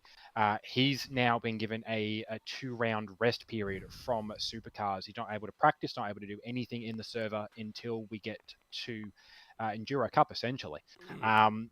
So we won't be seeing that car out on the grid, and no one's allowed to fill in for that car either. Yeah, that's the big one you mentioned there as well. That car cannot be substituted. The other driver who's not here tonight, and we will not be seeing for the rest of the season, unfortunately, is Lewis Wedding. He did talk at the start of the year about that the end of the year would be the point in time where he'd hang up his helmet for ASR, but unfortunately, the way that things played out over the last couple of weeks, he decided to pull the pin early on that one. So we won't see him filling in for the Pixel guys for the rest of the year, unfortunately. And he's put a really good bit of work in over the last 6 or 7 years for ASR. He was essentially one of the founding ASR admins back when it was Automobilista Australia, and we thank him for his work. It's really unfortunate that he left on the terms that he did, but he was a really good contributor to the series, and we wouldn't be where we're at without his work. Yep, here. I did echo those sentiments as well during the development series broadcast. He will be sorely missed. I know he's watching on the chat. I've seen a few messages today, so it's good to have you on board, Lewis, and can't keep a good man away for too much longer. All right, here we go. Race number 1 getting underway in the next few seconds or so. So race 17 of the 2024 Championship. Wayne Walker with another pole for this season. He's converted quite well from pole in terms of the race starts. It hasn't gone according to plan for him for some of them, but is this a chance he can start to put some more points in the bag? Opposite him, well, big surprise, Luke Speck. The number 13 is unlucky for some and lucky for others. And he's going to start in season best P2 for him for the SCS Satellite Racing Crew. Noah Tara in the Shell True livery in the amped up racing by CRE Mustang in 3rd. Brent Foley, highest starting grid for him for quite some time as well, starting P4. Brandon Dostal is 2nd or 3rd attempt at substituting for one of the SCS drivers in season 24. He's starting 5th. He's going to have Zach Brown for company alongside him. Great return to form for Zach Brown. Alex Kiddis, 7th place for him, opposite Kurt Stenberg. He's the big surprise packet of that shootout, which was set for a good front row start there, but a little bit of a late sting in the tail sees him starting 8th. Kai Jones, 9th for him, substituting for Ryan Smith this round, and the 10th place goes to Lockie Burke, the only man in the shootout that did not set a time. Will Devonish, the big casualty to miss out on qualifying in for the shootout. He starts 11th with Cam Rutledge, his good friend, alongside him in 12th, who just missed out on the shootout as well. Bailey Hall, 13th, starting for the Vortex Racing Team Mustang. Next door to him, Luke Newing in a very southeast Queensland-themed SES satellite racing machine. Mitchell Steele Allison out of 15th, with Nathan Higginson in the Redheads Higginson Media Motorsport machine next door to him in 16th. Then we get to Angus Brown, who's in for Darren Lognan this round in the number 31 Vortex Racing Team machine. Daniel Cox, 18th for CRE Anson Motorsport. The police are coming. It's actually not the police, it's Termo and Curtis Igmanis. He's starting 19th with alongside Lockie Lock. That's probably some of the worst qualifying for them this year. Steve Burko starting 21st alongside Brendan Ross and then Phil Boak. And then I was looking for Tim Redmond. He's starting from the pit lane. There he is. Yeah, so 2 drivers starting on softs in this one. It's Brendan Ross back there outside the top 20, but inside the top 10, Alex Kiddis, the only other driver to start on softs. So seems to be a predominant strategy for this race. We'll see how that benefits the field. Well, we'll soon find out. Here we go, race 17 of the year. The Gold Coast 180, 90 kilometres ahead of us, and a jump start already for Termo at the back of the field. So he's going to take a bit of pain here, but Walker converts beautifully from the front row of the grid, and he's gone. He is checked out. Turra behind him's had a good start, though. He's managed to get Speck and Foley. Oh, he's going to be caught on the wrong side there if you're not too careful. And Dostal manages to get past Foley and defends. So good start for Walker, good start for Turra, good start for Dostal. Yeah, some work then for Stenberg. He's already managed to clear through a couple of the cars. He's on the back of Foley right now. He's Dostal to work with as well. But up in front of Stenberg are 2 drivers who are very much here to have some fun tonight. They don't have any championship aspirations to worry about. Oh, Stenberg in the wall early! Stenberg in the wall early. And he's going to come under fire here. Brown down the inside. Oh, Stenny's in a bit of trouble here. And, these guys have got to be careful. Reversing into traffic's a no-no. And, I think that was Brown. So lucky. Oh, and then there's Steele Allison's around. So it was a local yellow. It's now a safety car. So it has evolved into a safety car. And, well, that was interesting. And Devonish was caught up in that as well. So he's well down the order.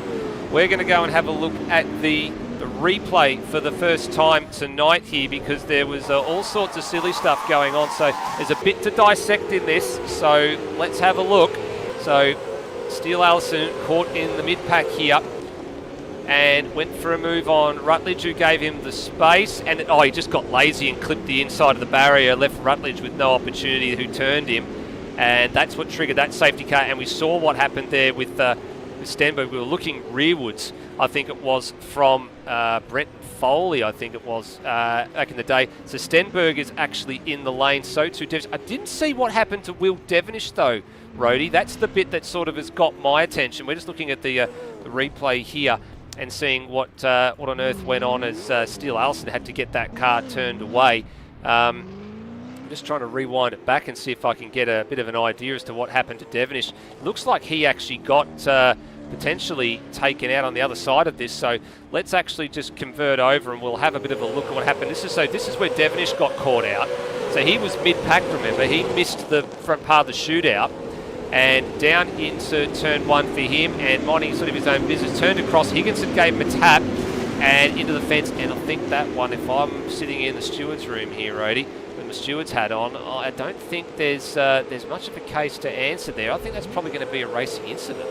Yeah, I think it's very much, lap 2, lap 3, lap 4, you could argue for something for Higginson, but they're all very much boxed into positions. He was very much, I think, just did the best he could. Will had a bit of room to work with, so he could have picked his line where he wanted to, whereas Higginson was boxed in. I think that's just kind of thing where Will was trying to get a better run out of the corner and to make matters worse, he's just been done for pit lane speeding. So I can see why that happened, because the train is approaching the start finish line right now. Yeah. So he was trying to get out to make sure that he didn't get stung. Although that, to be fair, he could have gone on the way in, but he was definitely trying to get himself out as soon as possible. Well, he actually would have been fine, because look where the train is now. The train's perfectly fine. They're actually just coming down to turn one now. He would have had a ton of room. Now the problem for him is that both himself and his teammate have both got to get in and do a drive-through penalty. They both have not served that yet.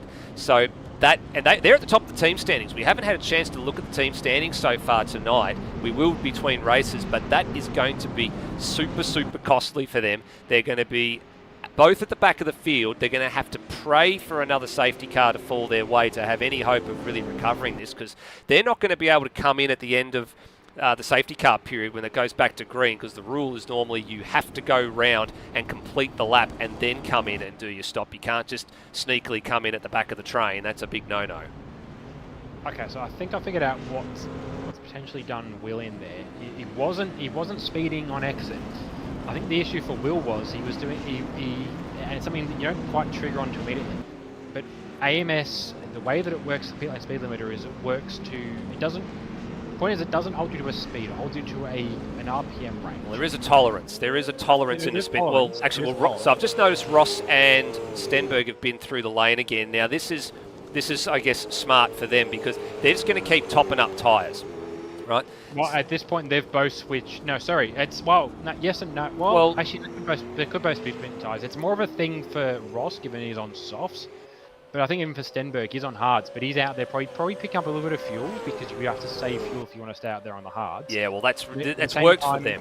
Pressure hards are potentially going to pay dividends against other hard runners later in the race as theirs start to fall off. Yeah, that's right. So, I mean, for Brendan Ross, he's on the soft, for Stenberg, he's on the hard. But importantly now, they are not fuel compromised. So they've been in, same with Will Devonish and those guys, they're not fuel compromised, but in their case, they're at the back of the field. So they're going to be relying on all these drivers ahead of them. They're going to be fuel saving like crazy under the safety car here to make sure they can run as fast as possible or as rich as possible toward the end of this race. But they're going to be on some used rubber. These guys have now got a tyre disparity of around about 3 laps. In Ross's case, he's going to probably have to come in at some point and put on another set of soft tyres, because we did see in the development series race that drivers that started on the soft tyre, even with a safety car intervention, they only got to 23 laps before tyres started popping, and they were super slow on the latter stages of the lap. We even saw Alex Kiddis, who was limping around to the finish, because remember that first race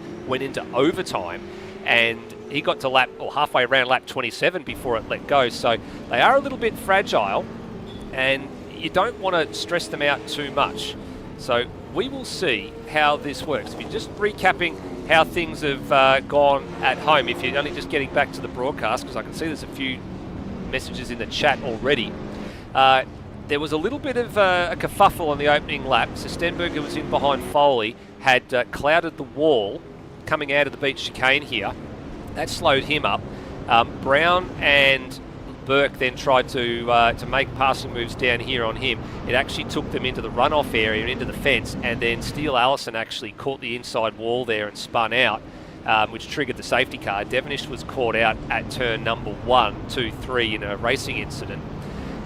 So it's upset the order a little bit is what it's done. It's put a few drivers out of position. It's put some drivers in the position up the front where they're now in a fuel saving situation, and some drivers down the back that are not fuel compromised, that have fresher rubber, that are going to be hoping for the fall off of these drivers ahead in the latter stages of this 31 lap race. Yeah, I've also just realised the point I was failing to make earlier, and I mainly make it very succinctly earlier, so I'll say it now, just straight out. I think Devonsh's problem with his drive-through was caused because if you're in a higher gear with the pit lane limiter, it doesn't actually hold you to 40, hold you to 41, 42, 43. There is a little bit of tolerance in there, which is really more of an accepting thing if you come in at 40 or 50. So you come in at 45 or 50 and then get the brakes up for like the first sectors, if we use the NASCAR terminology for a pit lane. That's really what that's there for. But if you're buzzing down the entire pit lane at 42, 43, it might get unhappy, which I suspect it will happen for Will there.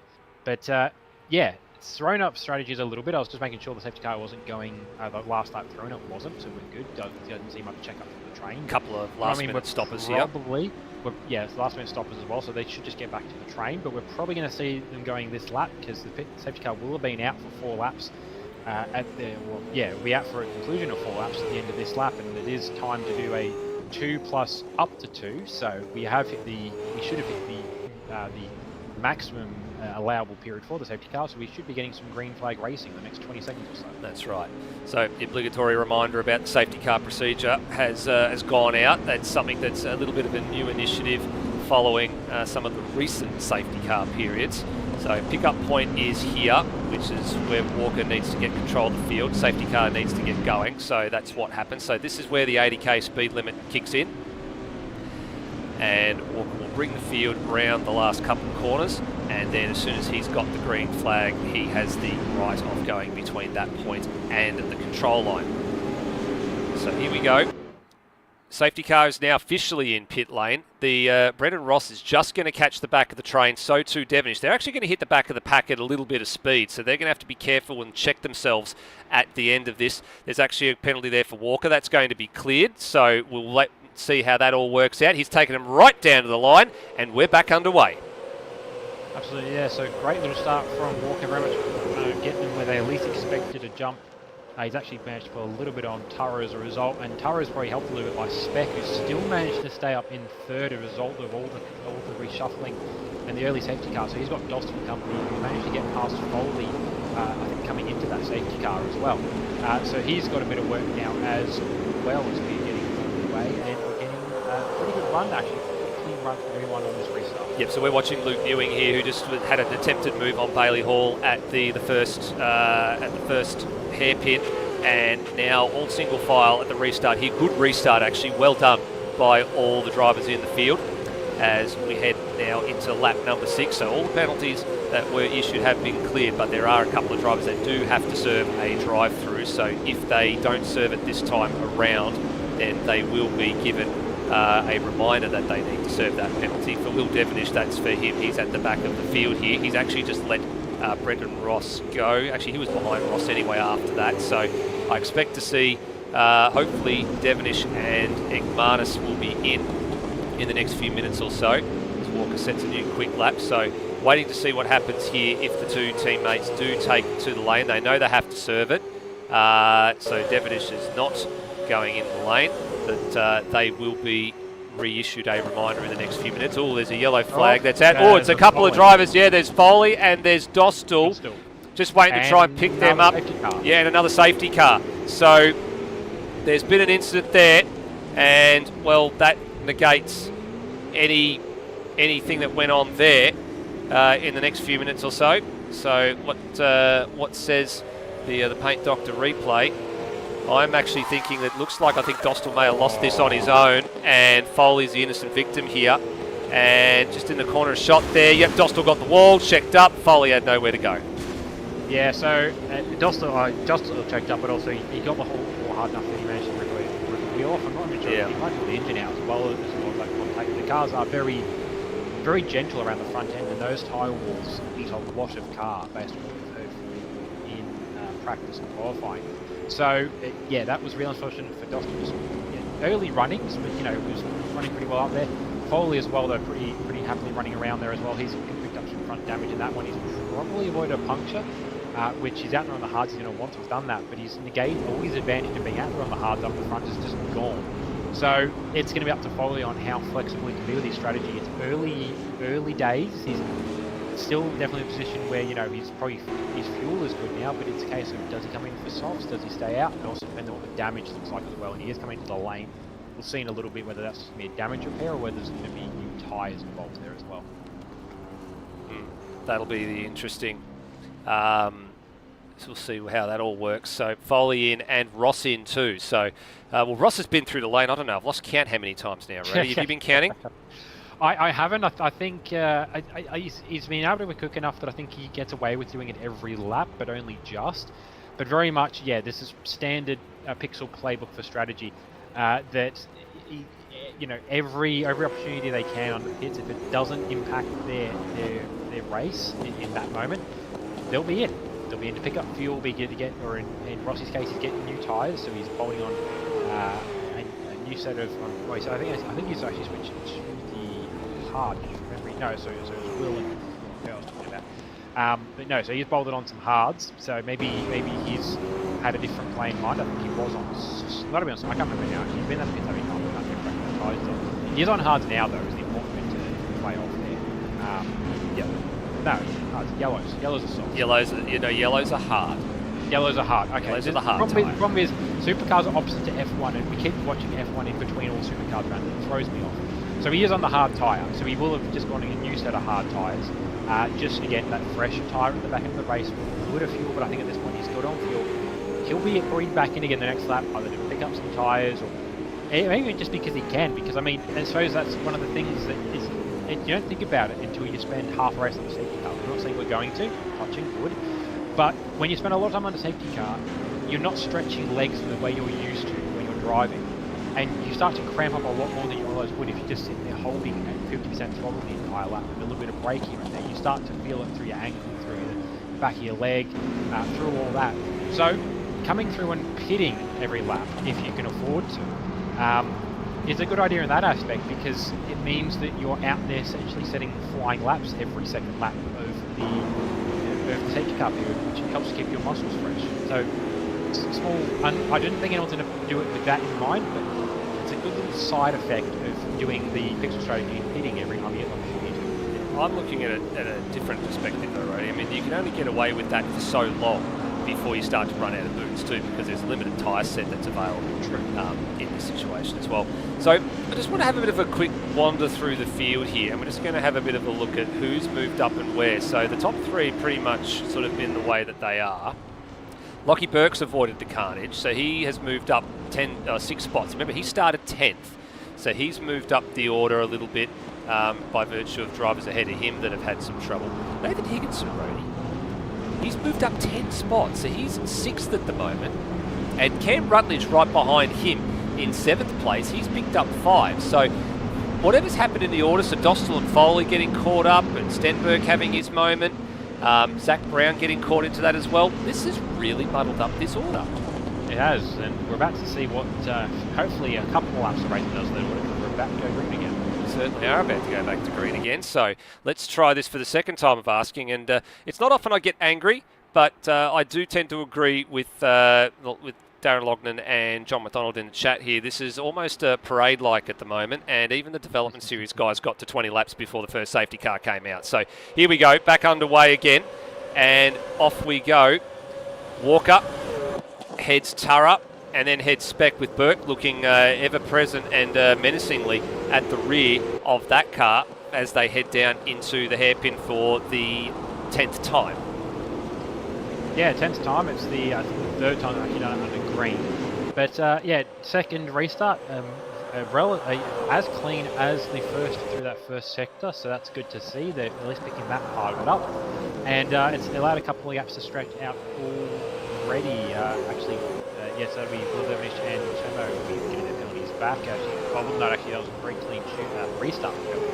Anyone pick up anything at the top of the order. But yeah, it's allowed a little bit of a breakaway at the front of the field. So,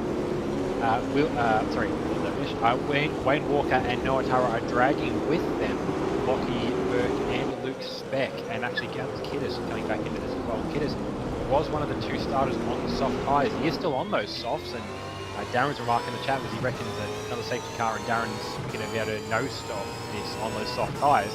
But yeah, as things sit right now, he's probably going to have, you should have one of the quickest cars on the track. The fastest lap there for Wayne Walker with 12.7, and Kiddis isn't quite doing that, but he's definitely got the freshest boots and probably the best boots of that top 5. Certainly does. Yes, and you were absolutely right. Live Steward issuing those, reissuing those penalties for Egmanis and for Devonish, and they are serving them now. There they are in the lane. So part of the procedure here at ASR is that penalties on restarts are cleared because of how the procedure regarding the restarts actually works.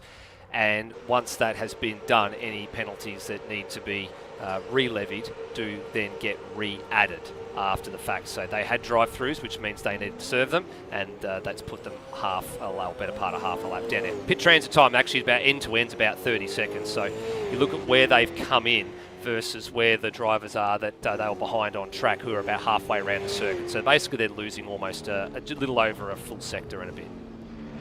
Yeah, so we don't buy themselves back into the race later if they're working for now. They're very much, I think, they're in their own little section of the track now. They can just work on their strategy, perhaps work together if they're trying to save some fuel out of it. And we've just had our first completely green lap run through there as well.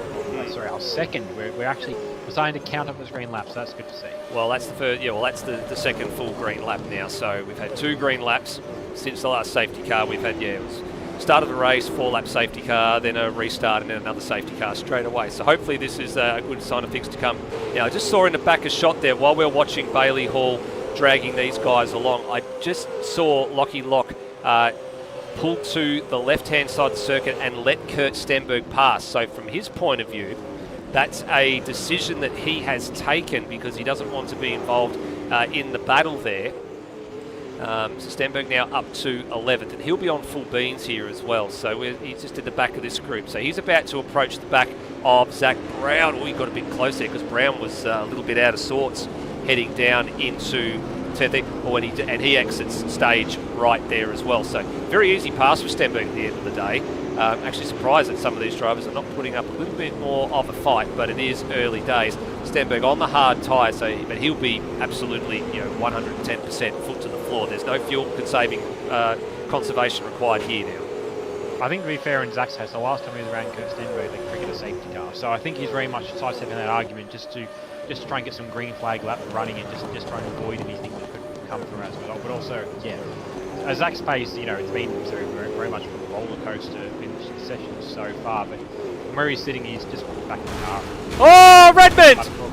Redmond out of business, and a tyre ripped off the car as well. So there we go. There's going to be another safety car is going to be called, and there's other drivers caught up in this as well. So Foley, and there it is. Yep, safety car called. So it was Boak, and Steele Allison. So, wow, we were actually looking at the curb camera. That's what we were doing. We were looking at the curb camera. Going along, and then Redmond came along and absolutely poleaxed the wall. We'll get this one from the outside shot. Sorry, we have to do this one. This is probably not one that Tim wants to see back on the replay. But this is what happened. So we had it from the curb cam shot, and all we saw was a car hit the wall and a tyre go flying. And what did he do here? So that looks okay there, and it's a bit awkward actually. Burko caught up in it, stacks on the mill. Foley got through, and that was all we wrote there. Yeah, so Foley got through, and Boak actually ended up getting caught up on his indirect teammate in Steele Allison, who's obviously filling in for Leonard Rochelle tonight.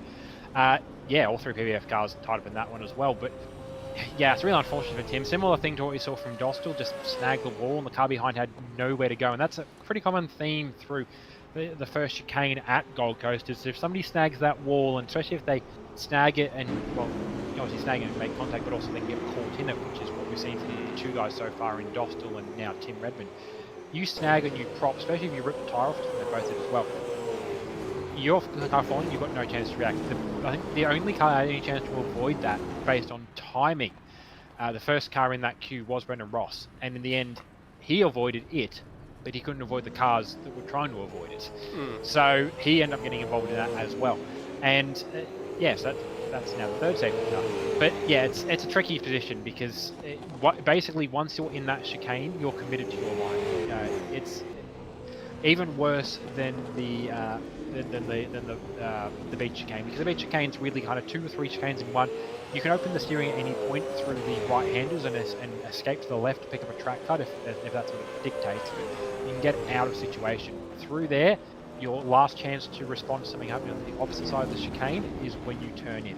From there, you're a passenger. The only other option you've got is to turn left at the right-hander and bury yourself in a wall that's not where everyone else is. So it's a tricky chicane, that one, to follow through if the guy in front of you bottles it. So unfortunately, that's a 2nd car out. So that's 2 teams now. They're going to have a bit of a repair work, a bit of a time repairing cars before the second race, and yeah, where safety car's out for its third stint, so we're going to get another couple of laps on the board for the safety car. As I shouldn't have said what I said at the start of tonight, being the safety car gets pretty close to making the 80% minimum distance around here on average, but look, so far it's ticking up those miles. I was just having a bit of a look because on my live timing, Will Devonish for a split second was showing 1 lap down, but he'd been through the lane and he's actually only just ahead of the pack. So he's at the beach chicane and the pack is coming up to the little side step, you know, the little 1-2 punch coming up through the. So that's what I call the 1-2 punch. It's just like, it's basically nothing. It's an inconsequential situation. No turns or anything, but yeah, he must have been a lap down or very close to it. To answer the question on Will, he was a lap down in the train, but he was the only car a lap down, and I imagine the safety car's gone long enough, and I'm not going to bring up last week, but yes, he's been lucky enough that he's been given the lucky dog, so he will have passed the train and the way through. Zach Brown just left pit lane. Yep, so there that's he goes. Going to sting. Yep, but yeah, so Will's case, he's been given the lucky dog, and Zach is going to have to drive through to serve when we go green again. But he's in 21st, so it's not going to cost him a spot. But yeah, safety car's going around for at least another lap, I think, based on where the train's currently at. I'd say we are. Yeah, they're definitely too close. I'm just keeping an eye on the field at the moment. So they're way too close to the safety car coming out of the last corner. Walker's backed it up a few times by now. And look, after the first reminder went out, I think he sort of knows the drill. He knows when it's going in, and has actually executed those restarts quite well so far tonight. We did have a little bit of a weird situation in the development series a week ago where there was a few drivers not paying attention and realised very quickly after penalties were handed out this week that there wasn't very much that they could have done to correct that situation. It was going too early, putting drivers a lap down. There was all sorts of situations that went on with that. It was just a bit too much at too short notice for the crew to figure out at the time what was going on. So for those that are keeping an eye on the development series point standings, it's worthwhile to go and have a look now because they are fully up to date. Actually turns out Luke Speck was the winner of both races after that one was said and done, because the penalties that were handed out unfortunately took the drivers that crossed the line in first on both occasions out of business because they did commit a couple of offences that needed to be punished. So Brendan Ross in the lane again. Surprise, surprise. They're not going to have a new tyre in the house, I think, after this race is over. I've lost count how many times they've been in the lane. Here he is, actually. I'd have to. The only problem is with the live timing that we have nowadays, the R2LA live timing, which is actually a really good package after the live race. The situation went the way that it did. It doesn't actually tell us how many times they've been in the lane. We sort of have to go to the other live timing and sort of work that out. I'm estimating he's been in probably close to 5 or 6 times at the moment. Yeah, he's going to be. Yeah, he will have been. He will have been in and out. It's interesting to see. Yeah, I haven't got the specific one in memory, and if Darren's in the live chat, he might actually know enough about the oval racing to comment which race it is. But I've been watching back Best of Radioactive. It's Radioactive being the YouTube series that NASCAR put up with all their driver to car communications. Best of those to go with the runs to go with each race. And there was a race mentioned where one of the teams was basically worried about having to go and, I think, half facetiously borrow tyres from cars that have retired because the track was chewing up the tyres so much that they were worried that they would run out of their limitation of tyres. Yep. Not the same issue that Ross is going to have, although this track has historically been a bit of a tyre chewer. I know a couple of years ago that we at PBF, Brenton Foley, Phil Boak, myself, actually I think it was 3 of us that year. We're basically given a strategy that relied on a stop in the middle because the car was set up to chew through tyres like it's an 80s F1 qualifying setup. We had to pit at the halfway mark because the tyres wouldn't last a lap longer. And it was the only way we could seemingly get pace at the end of it. But it's not quite the same thing around here, obviously. But yeah, definitely, I think he's running out of excuses to visit the pit lane. There's one outside of maybe looking for fuel in, but again, definitely make the distance on fuel. The only advantage is with tyres on. The only thing we might see is that he's going to run out of hard tyres to start bolting softs on the back end just for the bunnies. That's it. Well, so yourself and Zach Brown have just been through the lane again. The bit that I'm sort of looking at here, Rody, is like because you know that at bare minimum the safety car's going to do 2 laps, so you can afford to come in at the end of at 1 lap, but then you just got to hedge your bets on when the safety car's actually possibly going to come in and then make the right move stick. So I think we are getting ready to go back to green flag again this time. So this is the 3rd safety car period. This race would have been pretty close to being over by now. We'd probably be pretty close to the high 20s in terms of laps had the race stayed green. So this is a rather long 90 lap affair. Now, just a reminder, we're not going to do broadcast interviews in between races. We'll do them after race number 2, all things depending on what happens for the rest of the night. We did have a decision made not to do some interviews on Friday night last week with the development series because of how much of a mess that had to be uncovered, but we'll wait and see. I'm not hedging my bets just yet, but half the race gone, there is now half the race to go, and let's see what happens. Away we go. So again, no penalties at the restart there, but Brown does have a drive-through to serve for his pit lane speeding offence, and off we go towards turn number 1. Higginson's looking a little bit interesting there. Oh, Luke Newing got a little bit of a love tap there, I think, and had a bit of an awkward moment. So there goes Stenberg, there goes Bailey Hall. Stenberg's going to try and fire it down the inside here at the hairpin, and he gets that. So he actually got 2 spots at the restart there, and now he'll be onto the back of Cam, who I don't think will put up too much of a fight, but it'll get a little bit tougher from there. Yeah, there's a bit more energy in this restart off the last 2. I think some guys recognising that, especially if the safety car runs continue, that they've only got a few more laps. Oh, Higginson! And there's Stenberg straight into Higginson. So everybody going through here, do the both of them escape? Now Higginson's not going anywhere. And what happens there? Higginson out, and another safety car ensues. That puts Stenberg to the back of the field, and another one bites the dust. But more importantly, another safety car ensues. And Stenberg, I wouldn't be surprised to see if he's got some pretty heavy damage to that one. He was left with absolutely nowhere to go. And yeah, that's, well, another one of those things, I guess. I haven't got, you know what I was thinking of doing, Rody? I was actually thinking of having Queen's Another One Bites the Dust on standby, because I thought I might have to use it a few times tonight. I'm now regretting that I didn't, although we probably would have been pinged for copyright infringement. Here's the Paint Doctor replay of what happened to Higginson. So this is all on his own. 1, 2, 3, got the third pass chicane wrong. Oh, straight in the fence. He was dead at that point and nowhere to go for Stenberg. Stenberg actually cleared the path for everybody else, and who managed to get through fractionally. So Stenberg did the field a favour there by running into Higginson.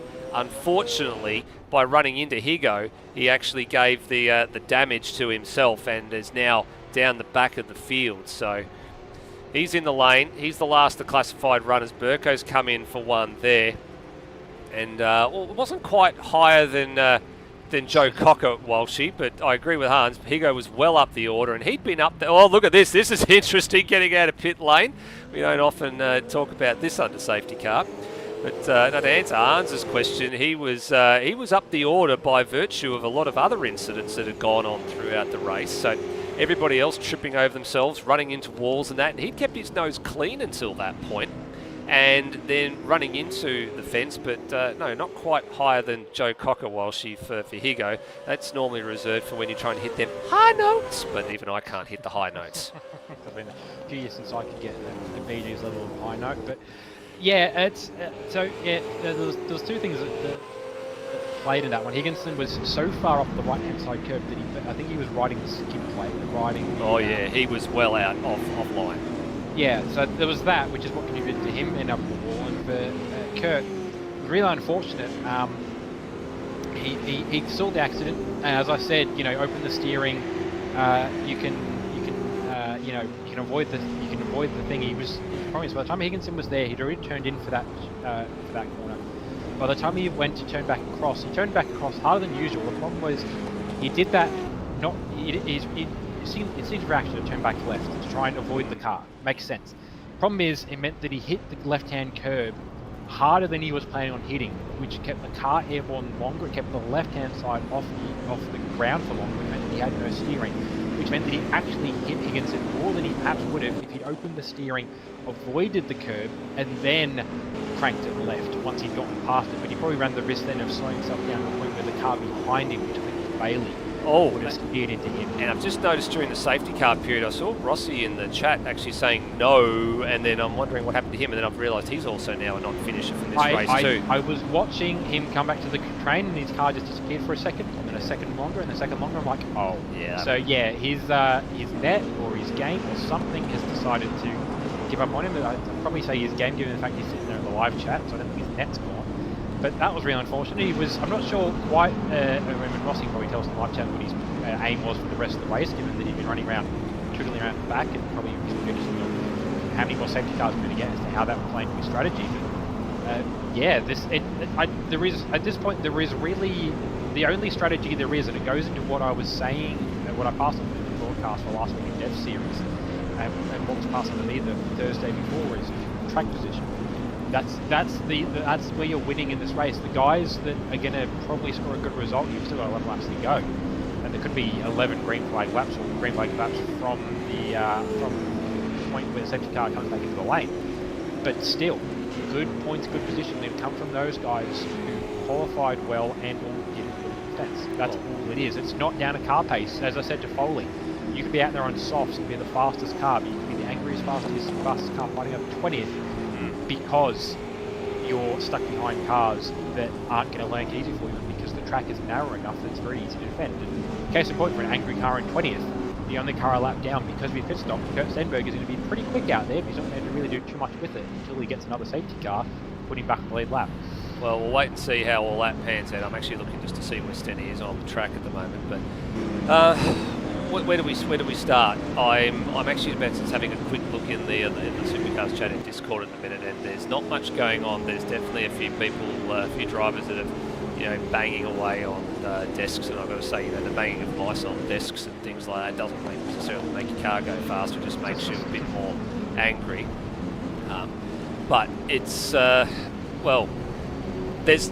I want to say this. I know there's been a lot of safety cars, and the bit that I look at, Rhodey, is that none of this is as a result of drivers really nerfing other drivers. So drivers are not getting into accidents or causing accidents by running into somebody. The accidents that have caused the safety cars have all been self-inflicted, but they've also then caught out people that have had no opportunity to go anywhere. So I look at that, I guess, as if you're looking for a silver lining in something, like stewards are probably not going to be too busy from this race. They'll just be looking at the incidents and going, well, that was self-inflicted and the rest of it was unfortunate, move on. There hasn't been any of those sorts of things, but it's just been from people just wanting to push the envelope a little bit too hard. As a famous driver in ARW once said a long time ago, and you'll know precisely who I mean by this, Rhodey, is you need to leave a margin for error. Especially around a circuit like this, you've got to have that margin for error in your back pocket. Yeah, it's a tricky track, this one. You don't want to do revy driving at 10 tenths. It's a tricky track though. 10 tenths, you're putting yourself at risk of going in the fence for running it too wide, but 9 tenths is probably your safety bit, because 8 tenths, you're running it so casually that you forget where to brake, you forget your line through the chicane, and you're not bottling it because you've just thrown it over the chicane. Probably similar to what happened to Higo, because with where he was at in the train, he recognised in a good spot. He wasn't trying to do 10 tenths, but he was probably just trying to get into a happy little rhythm. The problem is though, is he wasn't pushing, he wasn't focusing on that at that point, and that was being wide onto that territory. He triggered that live safety car. Well, to be fair, that's my prediction. That's not what he's saying. That's what it's entirely possible. It happens to everyone. You just have a lap, so it's great. You just become a bit too casual in the race car. It's one of those things generally that is dangerous. If you start to not feel danger in it, good time to retire. If you start to feel like there isn't anything to pay attention to in the racing, you're probably not far off causing an accident. So yeah, that was a good run. I will say Ross just mentioned in the live chat what he was going for, and now that he's mentioned it, it makes perfect sense. I don't actually have the record at hand. I know the record that I thought in my head was, I think it was Glenn's drive-throughs from GD3 many years ago. Yeah, but that's penalty driven. It was penalty drive-throughs. No, I know there's that. But there is probably enough actual record for ASR for the number of pit stops in a race. And I can't remember what it is, but I'm pretty sure whatever it would be, Rossi was going for it. He very might still have got it if he kept track of it. He just won't get the whole way there.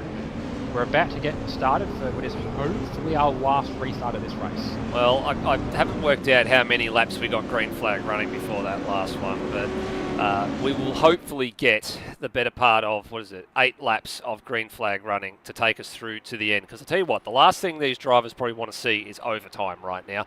Everybody's going to be fine on fuel. Everybody's probably going to be fine on tyres to this point. Walker's done something a little bit different this time. He's gone early, a little bit earlier than he has normally gone. Sometimes he takes them right down to the line and leaves a bit of margin there at the start. But he's bolted here and getting a wriggle on with it. And then leaving the rest of the drivers behind as they try and come through this chicane here. And then onto the hairpin for the 23rd time. So Locke's now moved up to 9th. As a result of what's gone on there. Cox now to 10th place, and you're right, Stenberg, by virtue of having to repair the damage, is unfortunately trapped 1 lap down in 20th place. So he's got a lot of work to do. He actually needs another safety car and the lucky dog to boot to really get back onto the lead lap and score any more points than 20th at the moment. But Speck now, he's the one that's on the cat on the hot tin roof at the moment because Burke's been re-energised by the couple of safety car periods. He lost touch with Speck a little bit in the green flag period. He's now caught back up to the rear of the 13 and he's got a second wind here, Rody. He does, yeah. I will say I watched him through the beach chicane that last lap through.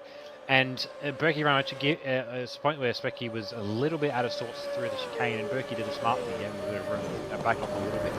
He's doing the same thing here into turn 1.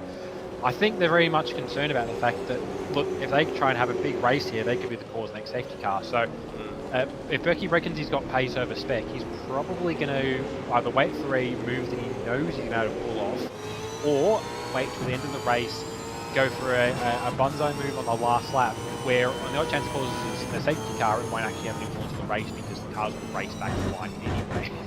But yeah, I think there's a bit of respect that's been garnered here. Burke's been out of the seat for quite a period of time. Specs only just come into the season. They've actually probably had the same amount of round attendances this year, if not Specs slightly higher. Both of you got a drive through there, that'll be track violation. Yep. But yeah, they've probably got about the same amount of experience with these cars this year, so and with each other, to be fair.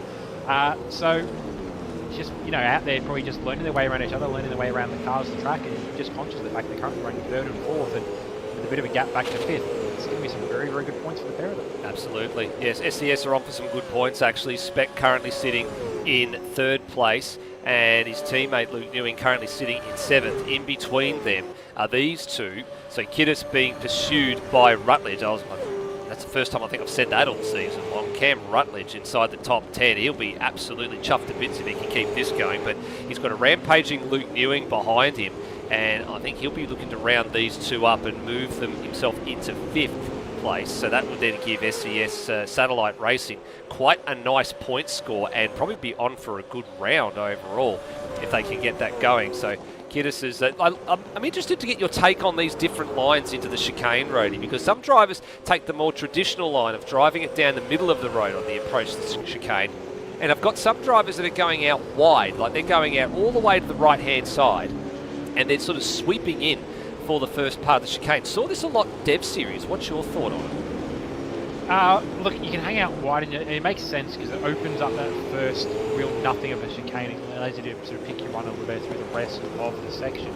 The only concern is that there's a track cut out there on that nothing curve to the right that you can pick up, and I picked up, I think, in race actually, I picked up here. Another driver, also is collecting them. Yep.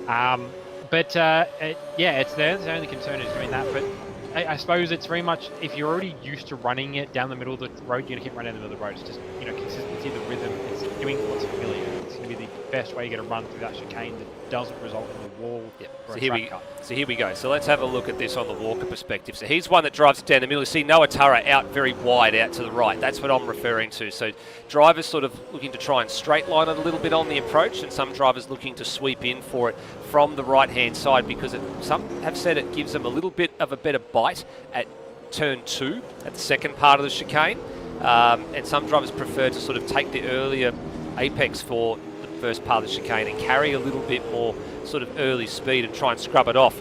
Ooh, I was about to say there's a little bit of a kerfuffle behind this two pair, and yeah, there is the kerfuffle. I thought I saw Foley maybe give the wall a bit of a slap on the turn into Breaker Street, but Bailey Hall now well and truly under the pump from the 074, which is the highest placed of the PBF Race Engineering Camaros. It's actually I think it was the second highest placed Camaro at the moment. Yep, the Burke's up in 4th and then Foley in 9th, so very much a Mustang-dominated top 10 at the moment.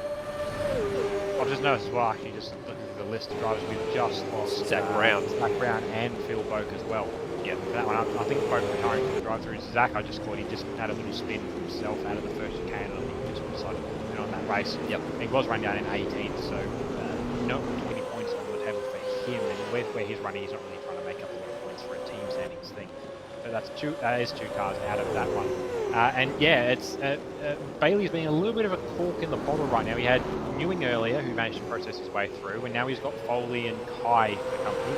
Foley's going to probably be a bit more patient in this one, whereas Kai is a fill-in driver. He's not out there trying to make enemies, but he's not too worried about just trying to make friends. He's not going to be stuck with these guys for the rest of the year. He's just in here tonight, so subbing in very last minute for Ryan Smith, who is watching along in the chat. Bailey snags the wall inside, which actually gives Foley a checkup, which really means the Kai's got a checkup as well, and actually it's now brought Lock on this as well. He's only a second behind now as a result of that. Well, we'll just quickly nip back to have a look at Daniel Cox, who's coming under 5 from both Igmanis and Devonish as well. So, God, haven't they had the ups and downs of this race as well. So there goes Hall, pursued by Foley. Jones sitting in the slipstream there. And Foley not able to really find a way past. So this circuit is one of the ones where track position is very much king if you can hold on to it. So here is that next group that you were talking about. So Locke has dropped off the back of the group here a bit. He's now coming under fire from Cox. Devonish and Igmanis have swapped positions as well. As we're saying, God, they've had a drive-through each. So Igmanis jumped the start. Devonish had a drive-through after pit lane speeding. Foley's just been given a penalty. That's too aggressive at the curbs, so the little marker in the middle of the road says no. You've had one too many offences there, and Cox now got to hold off rampaging Devonish. So what for Devonish looked like it was going to turn into a disaster after starting 11th and then falling all the way down the back of the field has completely flipped around here for him. And I mean, these two are in the same chase as each other. There's an over and under move, and we've got to be careful there, leave a bit of space. And Devonish goes through the 12th. There's Foley serving the drive-through. So for Devonish, he's going to be back to where he started. Yeah, so it's yeah, you're right. It's been a very ups and downs sort of race for both the CRE Race Engineering Mustangs. But look, the drive-through sort of put them out of the order, but by virtue of otherwise sticking with it, and just as I talked about earlier, qualifying, being that cockroach. He's almost back up into the top 10 at this point. Well, Devonish is going to have another one of his teammates and Lockie Lock to get the 10th position off him. Lock's been pretty quick this year though, so less obligation for him to try and give up that spot. And yeah, as we mentioned, Igmanis running back, so that's a little 4-car train of CRE cars. But yeah, Igmanis on the back of that train, and still has somebody trying to buy a spot over Igmanis as well. He's going to get him down the back of the shot there, I think, as well. We'll come out of this corner and they'll be side by side heading down Breaker Street. So there it is there, and still challenging for it. And no, it's been settled in favour of Igmanis there while we're watching this battle here. There's a little bit of a change a bit further up the order, so Luke Ewing has managed to get past both Alex Kiddis and Cam Rutledge, so he has moved himself up to 5th, so this is good for them as well. I've actually just noticed out in front as well, Walker's had a moment somewhere, and I'm not sure when that happened, but he has fallen down to 3rd place, so he's gone behind Burke, he's gone behind Turra. So what has happened to the 217? Kai Jones drive-through penalty, so there he goes. He's been given no more track limits. He's out of business. And what happened to Walker? He had the last lap was terrible. It was all on his own. I'm not sure it was a lock-up or just a little bit overspeed into the left-hander for Breaker Street. Just ran there he goes! Pick it up, and Berkey's around now as well. Burke around as well at the top of the thing. Now Newing's going to come on the scene here in a few seconds. He's got to be very careful here. So Newing's going to get 4th here, and Burke throws away a certain 2nd place with a mistake at Breaker Street. Wow. So there you go. A lot of swings and roundabouts in the latter half of this race. That promotes Walker back to 2nd, but we're on the last tour here. So the leader has crossed the start-finish line, and it is Noah Turra, who was was second for a good period of that. Spec was third. And there's been all sorts of changes in this one. At the end of the day, this is going to be a comfortable victory for Noah Turra. Who would have thought that about 15 minutes ago? Yeah, no, for Burke, he did the same thing that I think it was we caught Allison doing in the first lap, and just left-hand side, left rear tyre on the wall spot himself in front of the cars behind him. But yeah, no, he's quietly plodding along as Spec to be sitting there, just being that little cockroach, to keep that analogy going for tonight. He's kept the car there. He's just done all he needs to do. Obviously, he's not picking up the win. That will end up going to Noah Turra, who very quietly has picked this one up. He was chasing down Walker at the back half of that one. In the end, nothing that Turra did to influence that one outside of just being there. It was drive through actually for Steel Allison just at the end there as well. But for Turra, just quietly working away there. All it took was a mistake from Walker, but he's kept it on the track. Another win there for Noah Turra, and it's by 8 and a bit seconds in the end over Wayne Walker, who's second line now. Yeah, second win of the season for Noah, and Walker second for him. It's third for Spec, so he gets a podium there. Then we cut back to this battle. Burke threw down the challenge to get fourth off of Newing and had to cut the chicane at the beach chicane, so he had to give that one up. So Newing fourth, good result for SES Satellite Racing. Burke in fifth, Kidder sixth, still good points for Waynesworld Motorsport. Great points for Cam Rutledge, seventh for him. Devonish up to eighth, so there was a bit of orchestrated team orders, I think, in that one at the later stages of that. And then Locke ninth, and then who got the 10th? It was Daniel Cox, so he gets top 10 there, ahead of Curtis Igmanis in the Highway Patrol emblazoned livery this season for Gold Coast. Burko was 12th. Brown 13th. Well, actually, there is a little bit of thing going on here because Steel Allison, I think, he's had his penalty given to him. So Igmanis 11th, Burko 12th. Then Brown, followed by Bailey Hall. He was 8th at one stage in the latter stages of that race, so he's fallen down to 14th. Foley 15th. Remember, he had a drive-through. Kai Jones 16th. He had a drive-through.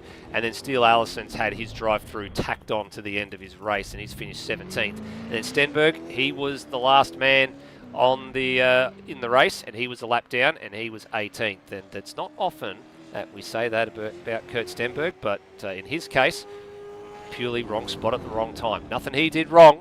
He was just an unfortunate, innocent victim in the crash that caught him out. Absolutely, yeah. That was, yeah, that was a race. That was a race where, there's no point throwing a concrete strategy down. There's no point doing any of that. No point, really.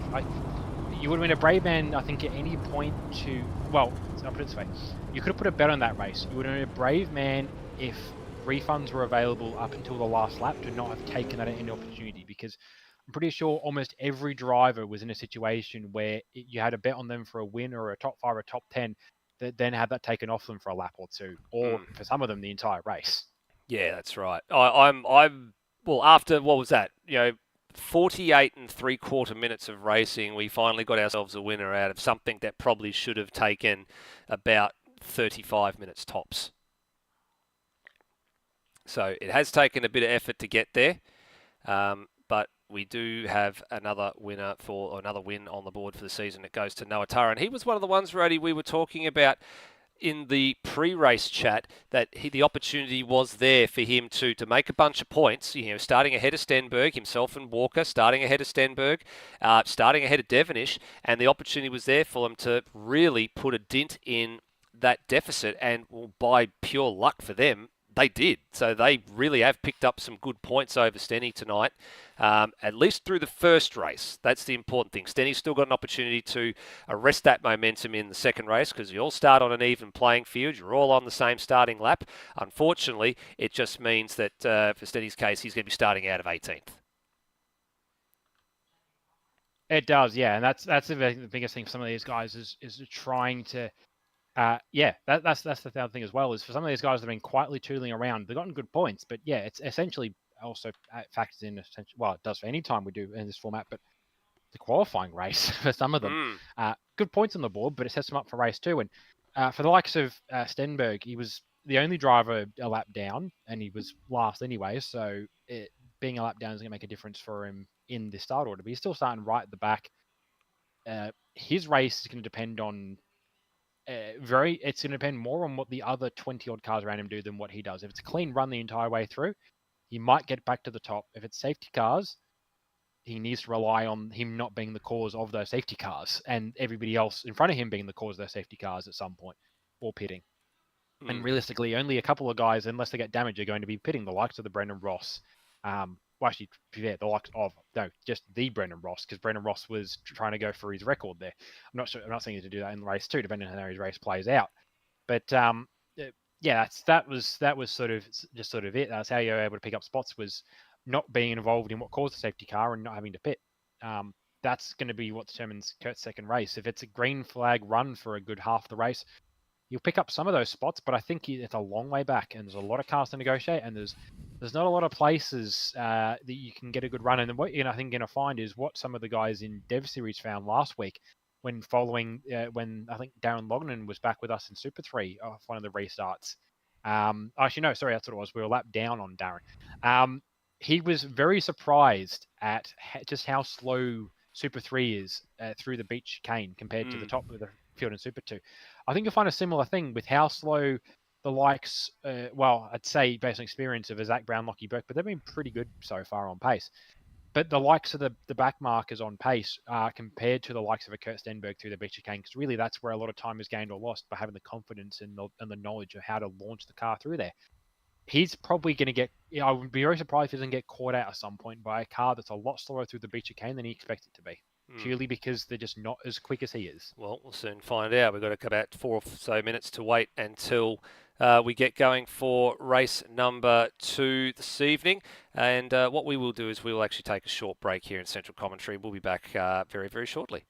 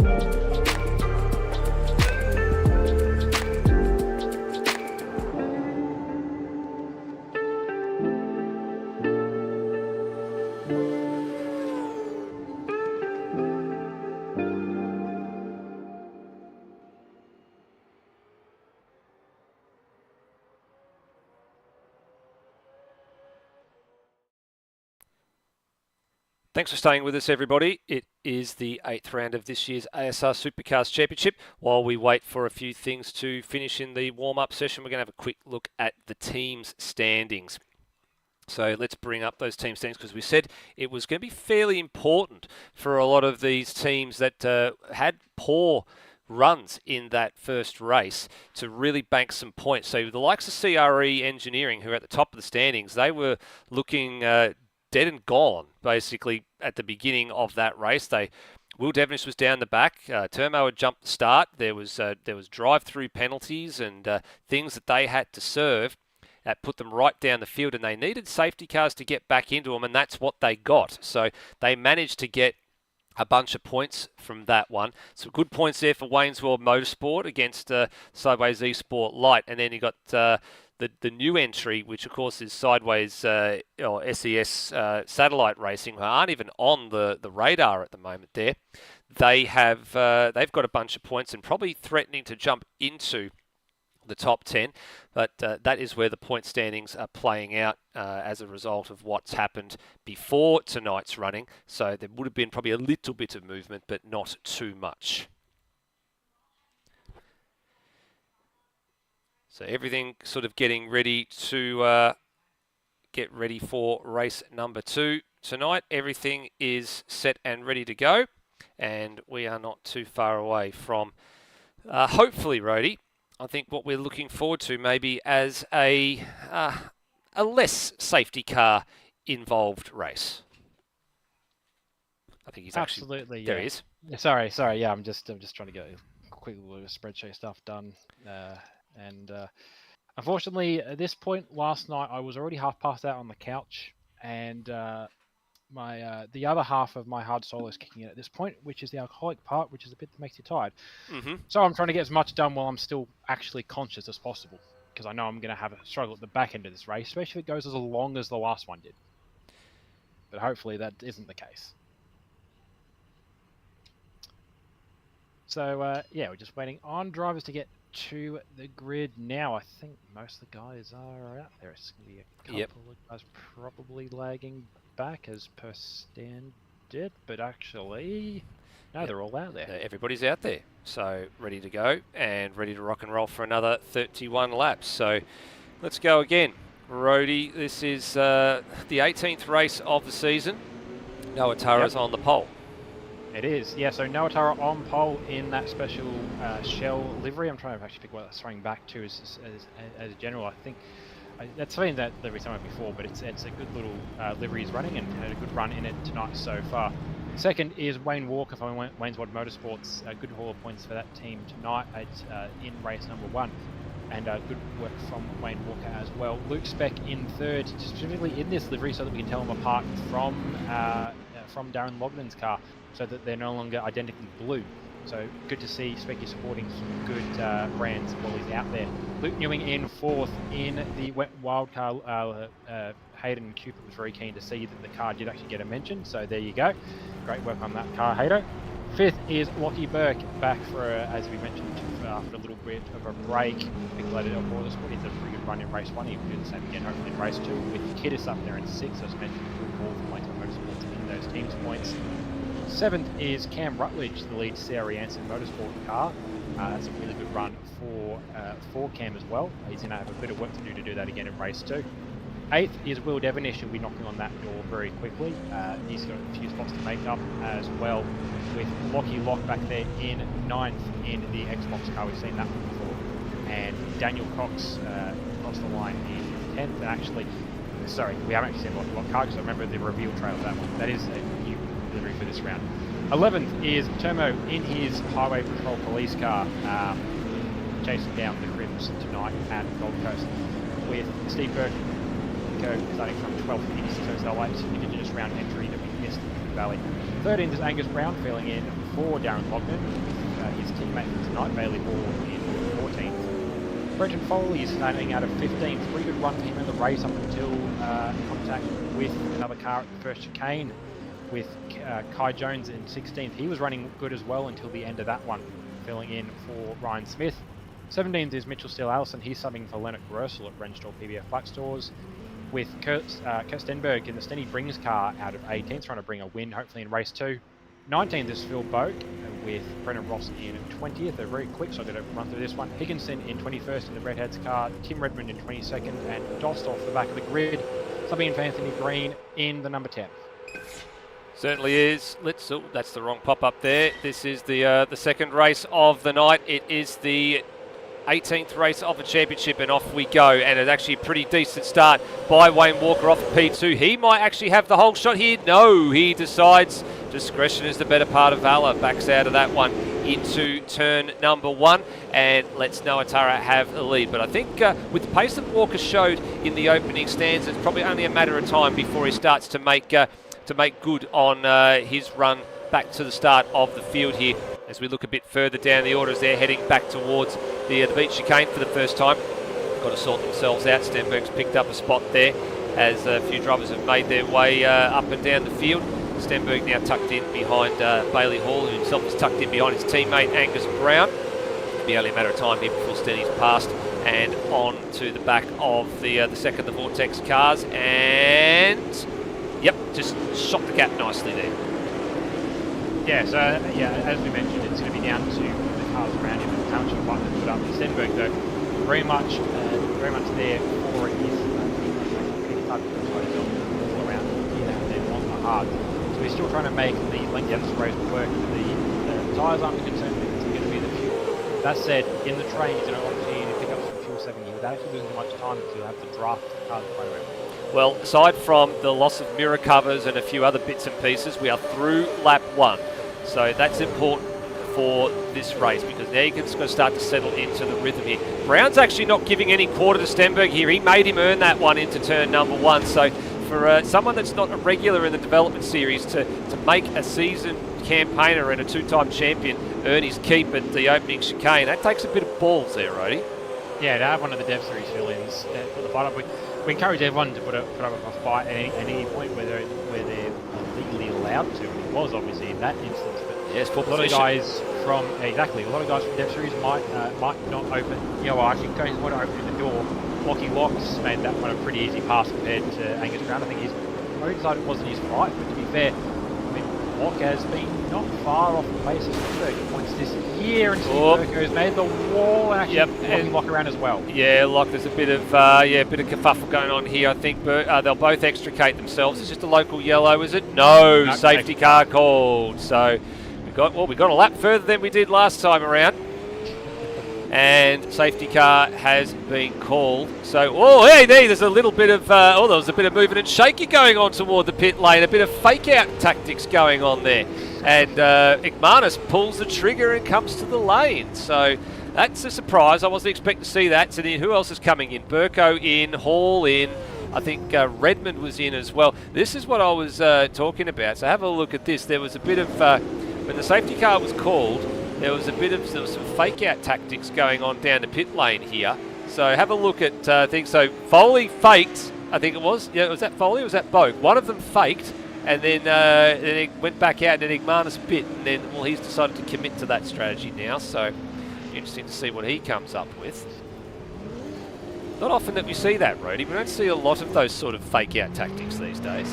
It doesn't play in, so like it's a different thing to like I suppose a lot of other racing where it's just the racing doesn't quite play for a strategy fake out like that necessarily, and depends on who you're racing as to how we concerned are about that. The cause of that safety car, obviously we caught Stenberg pretty well front and center. For Locke, he's just trying to hug the inside to avoid, and caught out a few drivers this year, and I mean Gold Coast does it. It's not necessarily a car specific issue. It's Gold Coast does play it. Here's what tripped it up. So Burko just in way too deep there, and then Locke actually tagged the inside of the fence and got it on by himself. So 2 single car incidents, not the fault of anybody there. And Burko just overcommitting to the corner, understeering, plumb into the fence. That's on him. And then the next part of the equation was then Locker came along, and he had no choice but to basically take to the runoff area there. And actually, he was looking around and thought, well, I got a bit too close to the fence, and then he went around as well. So that's how all that ends up playing out at the end of the day.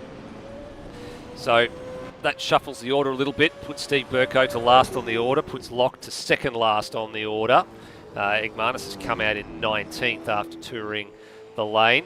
Some drivers have stayed out, and I think there was only about 4 drivers, I think I counted, that went into the lane. So Burko, Locke, Redmond, and Hall and Igmana. So there was 5 that came to the lane at the end of that. And I mean, the guys that had gone around, that was a no-brainer for them. They had to be in straight away.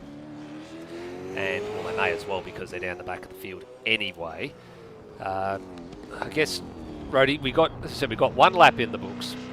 And just as we're talking about settling into things, all that kicked off. But again, same situation as what we had in race number 1, where the incidents are self-inflicted. No other cars really involved in causing the initial incident.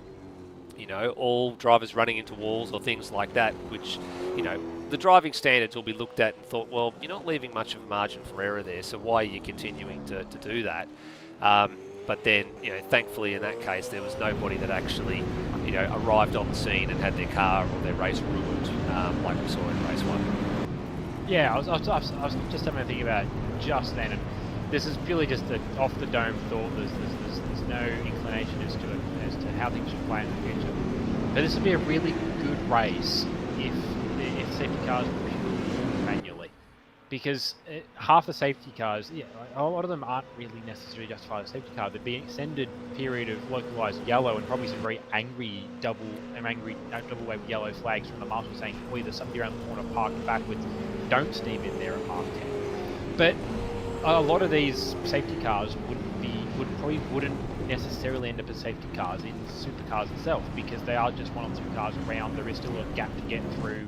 It's just angry waved yellow to make sure you don't bowl into that corner yourself. Well, here we go, Rody. Ross is at it again, into the lane. So, I should have said, no, I'm not surprised, if I'm being honest with you. He's in the lane, and you know, going the full thing again. So he's got the opportunity to go and pick up those more pit stops. So I'm not too stressed about that. So he's in doing what he needs to do, and I'm interested to see what he leaves the lane on, actually, with everything that's said and done. Now there's been a little bit of a change up front. Hasn't been too drastic. There's been a change between Spec and Newing on the opening lap that went unsighted, the opening 2 laps that went unsighted. So they've actually swapped around. Now, I haven't done enough of a pace evaluation, I guess, to have a look at how Newing's laps were in the latter half of the first race of the night. So I'm actually going to go and have a quick look at that now and just see what sort of pace he was running in the latter stages relative to his teammate, because I'm sort of interested in that, just to see. You know, there must be a reason why. There must be a reason that they flipped around and done that. Most of Spec's laps in the latter stages were sort of there's a bunch of times in the 11s and a bunch of times in the 13s, whereas Newing was more sort of 12s and 13s.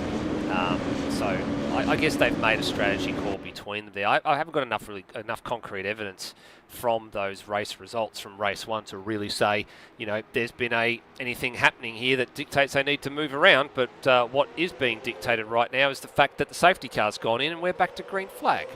Yeah, safety car went in, and actually the safety car has been on the hard soils like I have. I'm pretty sure it actually snagged the wall in the pit lane and looked very confused for a second there and basically parked up. So it's a good thing the game didn't flag any penalties for being past the safety car when it basically crashed on pit entry. But it is back in the garage now, so I don't have an issue like we've had a few years on the past. But yeah, good restart there from Noah Turry. He's got a healthy little gap back to Wayne Walker, and then Burke's tagged in behind, a bit of a gap back to Newing, who's got a gap in turn back to Spec. So perhaps, you know, more of a confirmation of, you know, the sort of planned change there and where their reflective paces sit. The fact that Newing's already pulling a bit of a gap on Spec, and Spec in turn pulling a gap on Rutledge. But it's just a generally very casual restart from a lot of the top guys. I say there's a bit of a healthy battle and starting to kick off in that mid pack. But very much, I think, trying to limit the amount of time they spend on a safety car in the second race. Yep.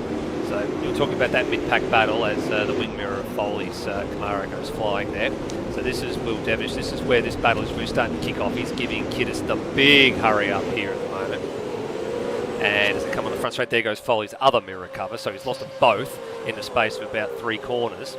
And well, Devonish is giving him a hurry up through the corner, but he's not really close enough here to have a move down at turn number 1. So I dare say he's going to line this up for the hairpin. He has to be rather careful. He's got to get a good run through here. That's not bad. And he plunged down the inside at 4. Oh, that's a bit half-hearted, if I'm being honest with you. That he had the opportunity to commit there, and he probably needed to, because look who's about to arrive on the scene behind Foley. Yeah, he's looming back there in the white fronted with the red cheeks Camaro there. The City Brings car. The City Brings wins is what it is to play on the Jimmy Brings alcohol, but unfortunately I haven't seen a win for that car yet tonight. Granted, still race 2 to go, but he is working his way through the field, just looming back there on the back of Foley. Those two are not such strangers to each other at all. But they know how to race it. They know how to race each other, though. That's the important thing. They know how to race each other. So, you know, like Stenberg will have to take his time here. Foley's going to make him earn it. Foley's going to make him earn it fairly. He's not going to drive outside the bounds of what is legally allowed. And I think actually just points up a little bit there. Actually, Kiddis a little bit of slide off the corner, which requires Devonish there's going to be anything with it. Yeah, there's going to be a situation here where Kiddis is going to have to pick a line and stick to it fairly quickly now, because Devonish is all over the rear quarter panel and he's a lot closer this time. But Kiddis I think he probably would have burnt a track violation there at the opening chicane, but he keeps the position, and then behind Stenberg plunges down the inside of Foley, who offers little resistance there at turn number 4, and Stenberg goes up to 9th. So, well, two guys that know how to race each other pretty fairly there. Then it's now about to become two guys with a bit of history, I think. Yeah, it's going to be a case of how long it takes Will to get past Kiddis, and what we'll probably definitely use right now is the elbows. As I say that, it took poor run. Stenberg all of a corner. Yeah, poor run out of the beach chicane for Devonish. That's what it was there. Big poor run. And very importantly, that was well timed. So that's another safety car. Yeah, very important for Stenberg, because he got that move done before the safety car was called. Now we don't know what that's for just yet. We haven't worked it out. Dostal? Might be, possibly is Brandon Dostal. Yep, we're getting some word through. It is for an incident with Brandon Dostal. The Paint Doctor replay reveals all here. Geez, the Paint Doctor's getting their money's worth tonight. Let's have a look here. So he was mid-pack. Who was he tucked in behind? He's tucked in behind Higginson, who was running at 13th. So Dostal was 14th this time, having covered. And looks okay there. Did he miss a gear or something? Or did he have a moment? And he got run into by the sister car. Yeah, by Jones. So it took me a little while to work that out. I think what happened there was either a bad run, or maybe there was communication between the two to say, hey, you know, Kai's a bit quicker, can he go through? And Dostal's lifted to let him go. But the problem is, I don't think he was expecting to lift that early, and so we just ended up to try and straight into the back of him. I think that was just a poorly communicated action between the teammates. I think is what that was. And what that's left to is probably a little bit of damage. I'd say definitely very bit damage to the front end of Jones' car, but he's continuing around, so it's not bad enough to fill the end of it. But definitely damage to Dostal's car, and it puts him to the back of the train. I'm going to call it as I see it, Rhodey. And if that was an attempt at orchestrating an overtake there's one word I'm going to use for it. It's called slack. Yeah, it's very slack decision making. Yeah, it was very sloppy. The strategy there, if you want to lift, is you'd at least pull off the racing line first to do it, and you can afford to do that because you're in the same chat. You can communicate your actions. It's similar to what we've seen other drivers do in the past, although it's a defensive move to delay acceleration off the corner. But yeah, to do that with that sort of gap for that sort of reason with your own teammate. A lot of stuff doesn't quite stack up there. Well, Dostal's now going to go a lap down here because the field's streaming past the start-finish line, and there they go on there they are on the side there, and he hasn't even made it to the start, to the pit exit point now, so he is now 4 or 5 seconds off of making that, but yeah, he's going to stack a lap down now. Yeah, he's going to have, the problem for him is he's going to feed into the traffic here. He's not going to be able to get the lap back. He's got to be very careful where he feeds in. Oh, he's fed in right behind the race leader, so he cannot get his lap back, and yeah, he was a handful of seconds off getting that back, so that's now rather costly for him.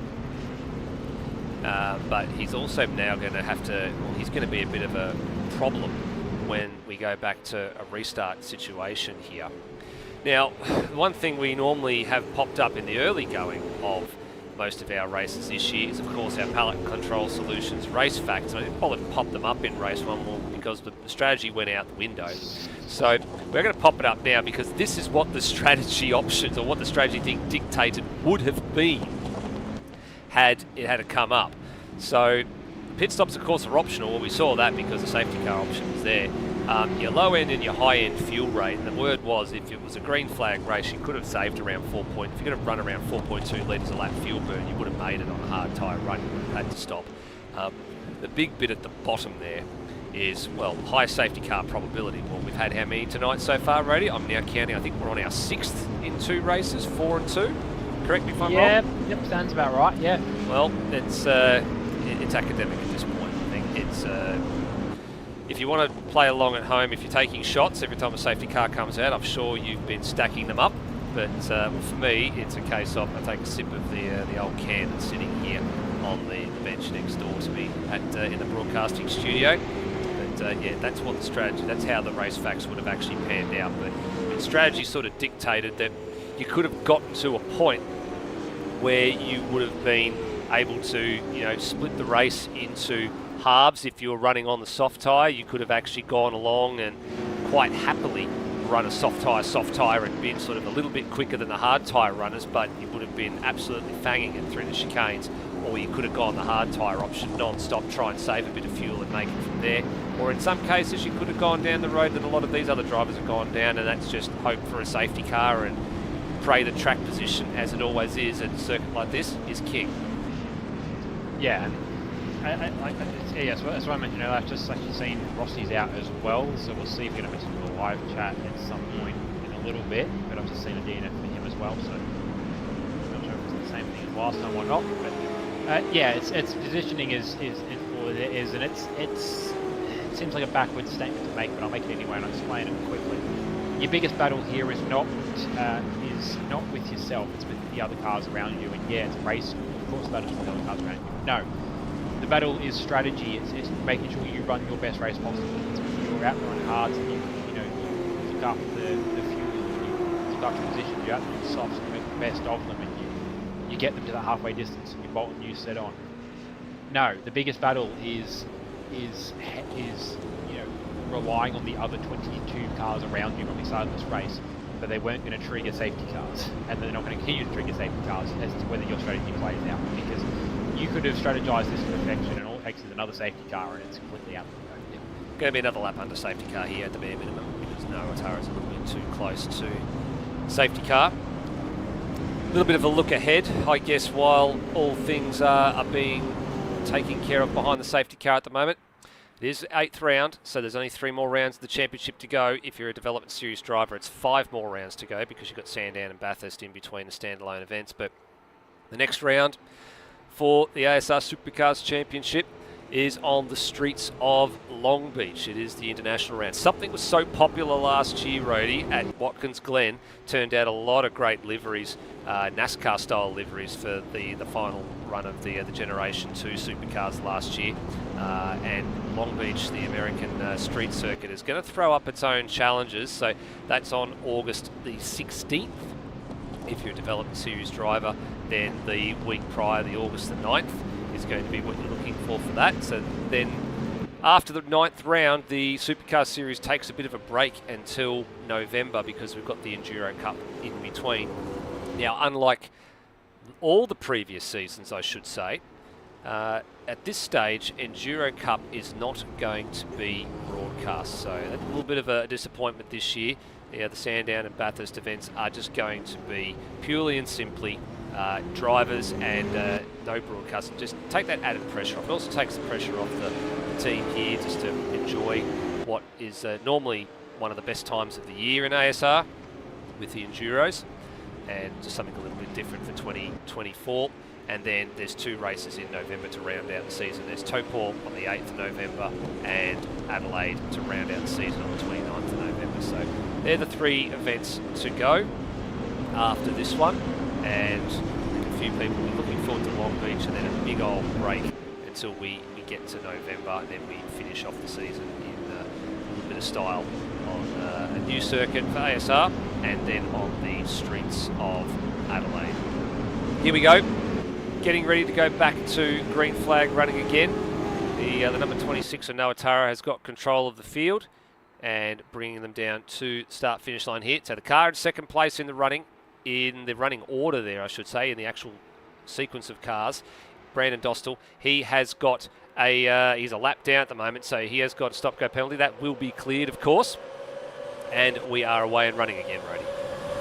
Yeah, so I think Dostal might have been triggered just because he jumped up a few cars as he came out of the pit lane, effectively where he was told to drop into. But the important thing is still lap down. It doesn't really have no service, so that will be cleared. But yeah, good start from Tara, no doubt helped by the fact that there's a lap car right behind him, so that's given him a little bit of a break to the cars around, a bit of a game freeze there. So I suspect there's been a little bit of mirror bashing happening further down the field. But Tara, quite a healthy gap now. He's out to almost 2 seconds over Wayne Walker. And Walker's biggest problem, I think, outside of the lap traffic is what he works on much slower than he is. No, and in terms of looking slow, it's not a case of Rutledge looking slow. It's more a case of Stenberg looking fast. And Devonish gave his stablemate a little bit of a nudge on the rear bumper there and said, just stay a little bit to the right, left a little bit longer if you can, please. And that command, I guess, was obeyed. And Alex Kiddis has had a bit of a poor restart there. He's dropped back a couple of spots. He's now back behind his, well behind his stablemate now in Wayne Walker. He's actually up to 9th. And then Foley, I think, is in behind him. And Mitchell Allison is knocking on the door of the top 10 here. He's tucked in there behind Brent Foley. Might be looking at making a move in the next few seconds or so. There he is, tucked in there in the substitute. The only PBF Brenstall's car here. Yellow flag out here. Oh, and that's Dostal now. What's he done? Is he parked up? He has cluttered the wall through the first chicane. He might have opted that. Yeah, he's not going to be able to battle with them. We're not going to keep up with these guys. It's best just let the entire train through and hope for a lucky dog later in the race. Yeah. So he was tucked in behind Tara, and I think he was in there for the full lap actually. So he was on fresher tyres, and he was trying to, I wouldn't say get his lap back, but what did he do here? Oh, yeah. So he's avoided Walker there.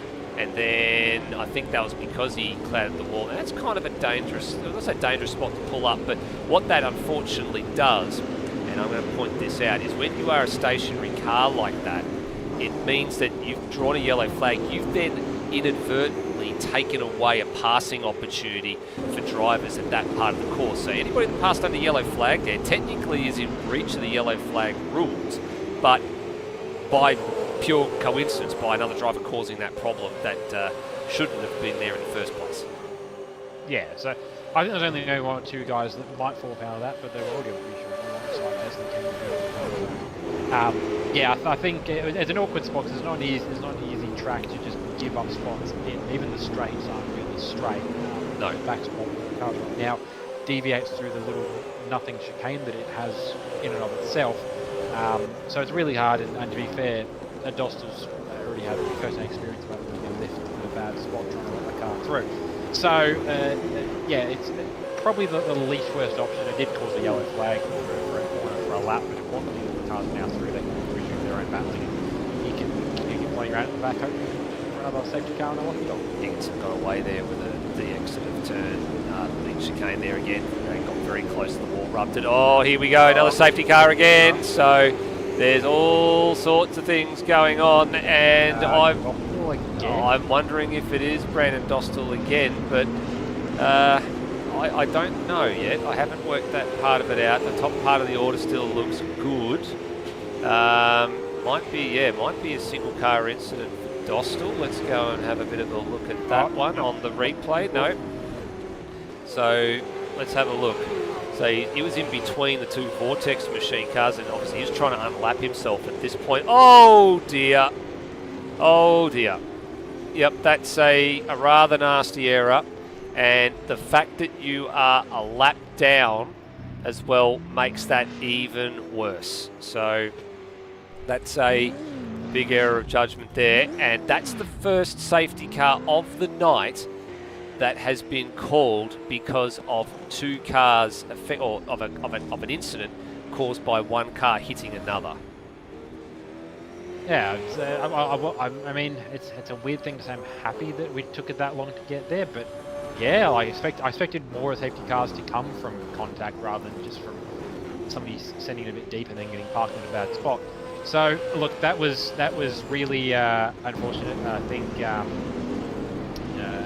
Oh no, great car in the chat. Yep, that's that you quoted exactly what we had said at the beginning of the, in race number 1, that nobody had nerfed each other off, and then ironically it was a nerf car that got nerfed. Yeah. So look, the upshot of what. And on top of that, you know what it's done is it's given him a lucky dog as well. Now he's say that I don't think he's gone out there to try and trigger himself a lucky dog. No, he's got to. He hasn't been given a lucky dog. He's got to be careful. He's got to be careful as he picks his way through here. Now remember, the rules are lucky dog cannot pit, so they have to go around, they have to catch the back of the queue, and then they have to get back onto the train before they can come in for a pit stop. Now this is going to be way flying around there and got it done. Yeah, the problem is, and it's a discussion that I remember us having as a dev series, or as a part of the dev series group. It wasn't a discussion, I think it was a discussion that we had perhaps on the Thursday, but it wasn't going to be applicable for the race because general agreements or not on how we did it was going to be kind of thrown out the window to a degree. But we were talking about, oh look, you know, if it's lucky dog, we'll all hold one side of the road. The problem is the safety car has its own, just follows the racing line, which is often the opposite side of the road to where you'd all hold. So, and Dawson had that position where he had a clean run right up to the safety car, and he had to kind of like it's a weird way to think of it. I can't remember the Forza Horizon skill it gives you when you do it, but he was trying to weave between Tara and the safety car because they were on different sides of the road. He was at pace. Yeah, at pace. So he was risking either making contact there or finding the fence. Darren making the note that he's over there and his car was involved in an accident. Yeah, that's. It was a bit awkward. He's gone a bit for him. He's gotten through. He's probably will have burnt up most of his advantage in the tyre between the contact and now going out and setting a couple of heaters under the safety car to get back to the back of the train. He's also hoping the safety car's going to go long enough that he'll actually be able to do something with that. But he should get at least a lap out of the safety car before he goes back to the train. You want to know something here, Rody? If you're down the back, it's time to gamble on softs. If you are, I'm serious. If you are down the back, if you are the likes of Redmond, who we've seen be able to, who I'm looking at right now, if you can start crossing everything you've got going on right now, get in, get a bunch of soft tyres on, and get ready to try and fly through the field, because everybody else that's on the worn hutch, you're going to get some purchase on this. You might be able to make this strategy work. Like if you're Brandon Dostal now, you got your lucky dog, you got your lap back, you got nothing to lose. I'd get in and get a set of soft tyres on. I mean, I think he's already on the softs, you just have to get newer ones. But yeah, newer ones. That would work, because he's made up most of the gap. He's just going to make sure he's close enough to the train that he doesn't fall back a lap down. But I think here he is. Let's actually have a look. What's he actually doing? If he comes to lane, yeah, smart call. Got your lap back. He's done the right thing, completed the lucky dog procedure. Get in. He's actually got, you're right, he's got the soft tyres on anyway. This effectively for him, well, I think it's actually his second stop, because he came in after the first incident, and he's now getting in and going to get some soft tyres on. But if I'm the likes of Redmond, Locke, and all these guys back here, I would have tried to cover this off, and I would have gone to softs. Yeah, so I suppose for those in the chat with, I mean, Rossi's run out of, he doesn't say he's run out of, but the only driver he can communicate directly with on strategy is currently way too high to listen to the pitting.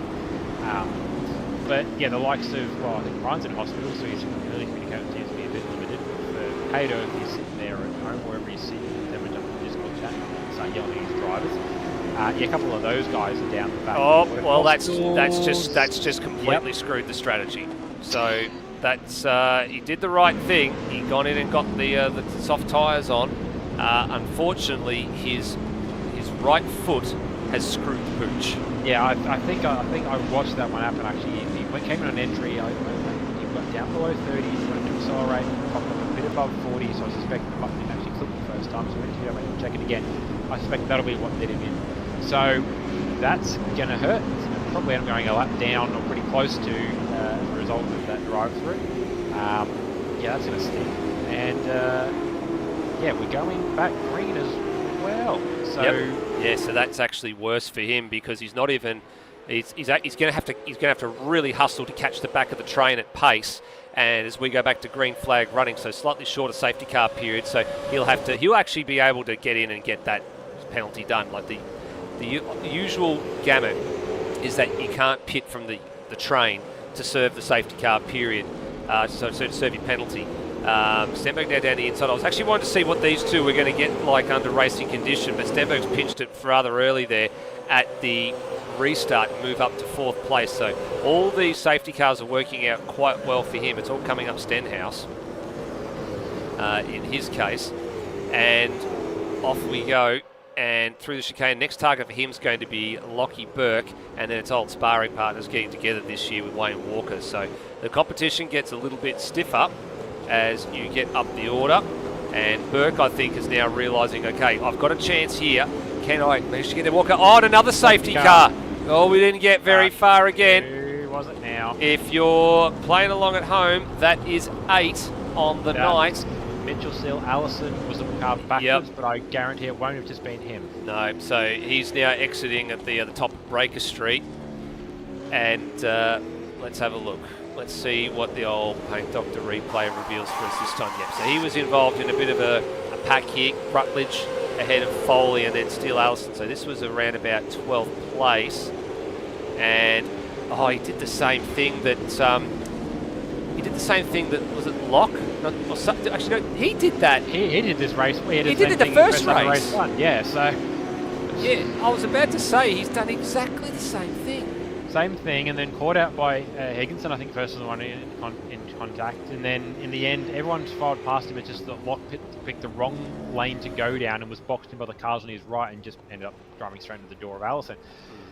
Yeah, so we are up down to 8, keeping a score at home.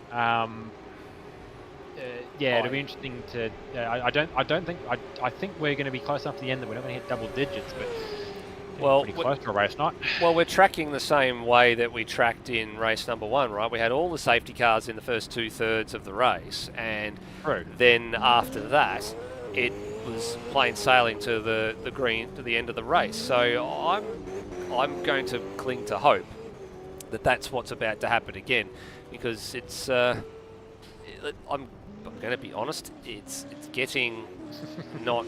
It's getting rather silly. I'm lost for words right now. Normally I'm not lost for words, but it's getting to the point where I think that we're better off just throwing the safety car and letting them finish the race under, on a 1-lap sprint to a checkered flag, because I've never in my life of commentating in ASR counted so many safety cars across 2 races. I mean, to quote Jeremy Clarkson, how hard can it be?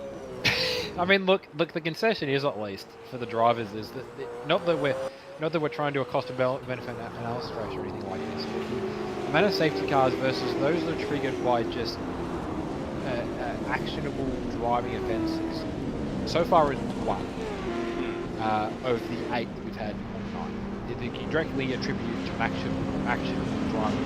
The rest of them is just people forgetting how wide their race car is. That's what that is. That and the fact that the uniquely, in a way, that the Gold Coast walls, because they're made almost entirely of a section of concrete barrier, they don't have smooth corners. They've got very sharp corners that love to grab wheels as you go past them, which is not a new feature. It happened to Dev Series guys 7 days ago. It's happened for the last 20 years. Not even this version of the track. The old version of the track had the same issue. It's just people forget. Like, the only section that's smooth is the section the train's running through right now, the non-consequential kink in the back straight. That's the only really smooth section, because it's such a slow, such a large radius corner that can be a smooth wall when made out of basic. Well, no, they are pretty much straight rectangular concrete blocks. So that's really what it is. People forgetting how wide their race cars are, and then driving themselves into accident. But it's. Yeah, credit to the drivers that it's purely just inattentive driving on their own part that's causing this, rather than running each other off the road. So far, 10 laps where we can, somebody can double that count. We don't want them to. It's looking like a pretty good night of stewarding next week for this. Because all it is Higginson maybe for the start of the race, Dostal then. There was another one at the back end of race 1 caught. that's about it. I actually don't think the Higginson and Devonish one at the beginning of race one's probably even going to amount to anything, if I'm being honest with you. Oh, it could get filed, but I don't think. I don't think it's going to go. I don't think it's going to go anywhere. The only one that I've seen to date potentially is just the Dostin and Angus Brown incident in this race is probably where it's at. Everything else at that point is a racing incident. There might be a yellow flag offence here or there, but I'm sort of putting anything out there at the moment to think of what's going on. You're an adult. I'm looking at your message in the live chat. It might be past your bedtime, but well, if that's the case, good night. You can go and catch up on things tomorrow. It is the weekend after all, so you know, short bedtimes are a little bit less forgiving. Our parents don't. Actually, that's right. I forgot. Your situation is you don't live here.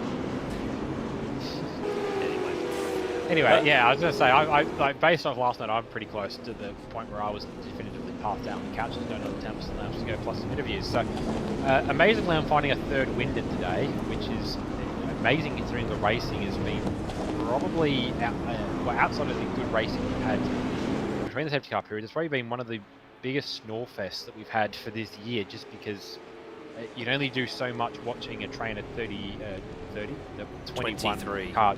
23 at the start of this race, 24 for race 1.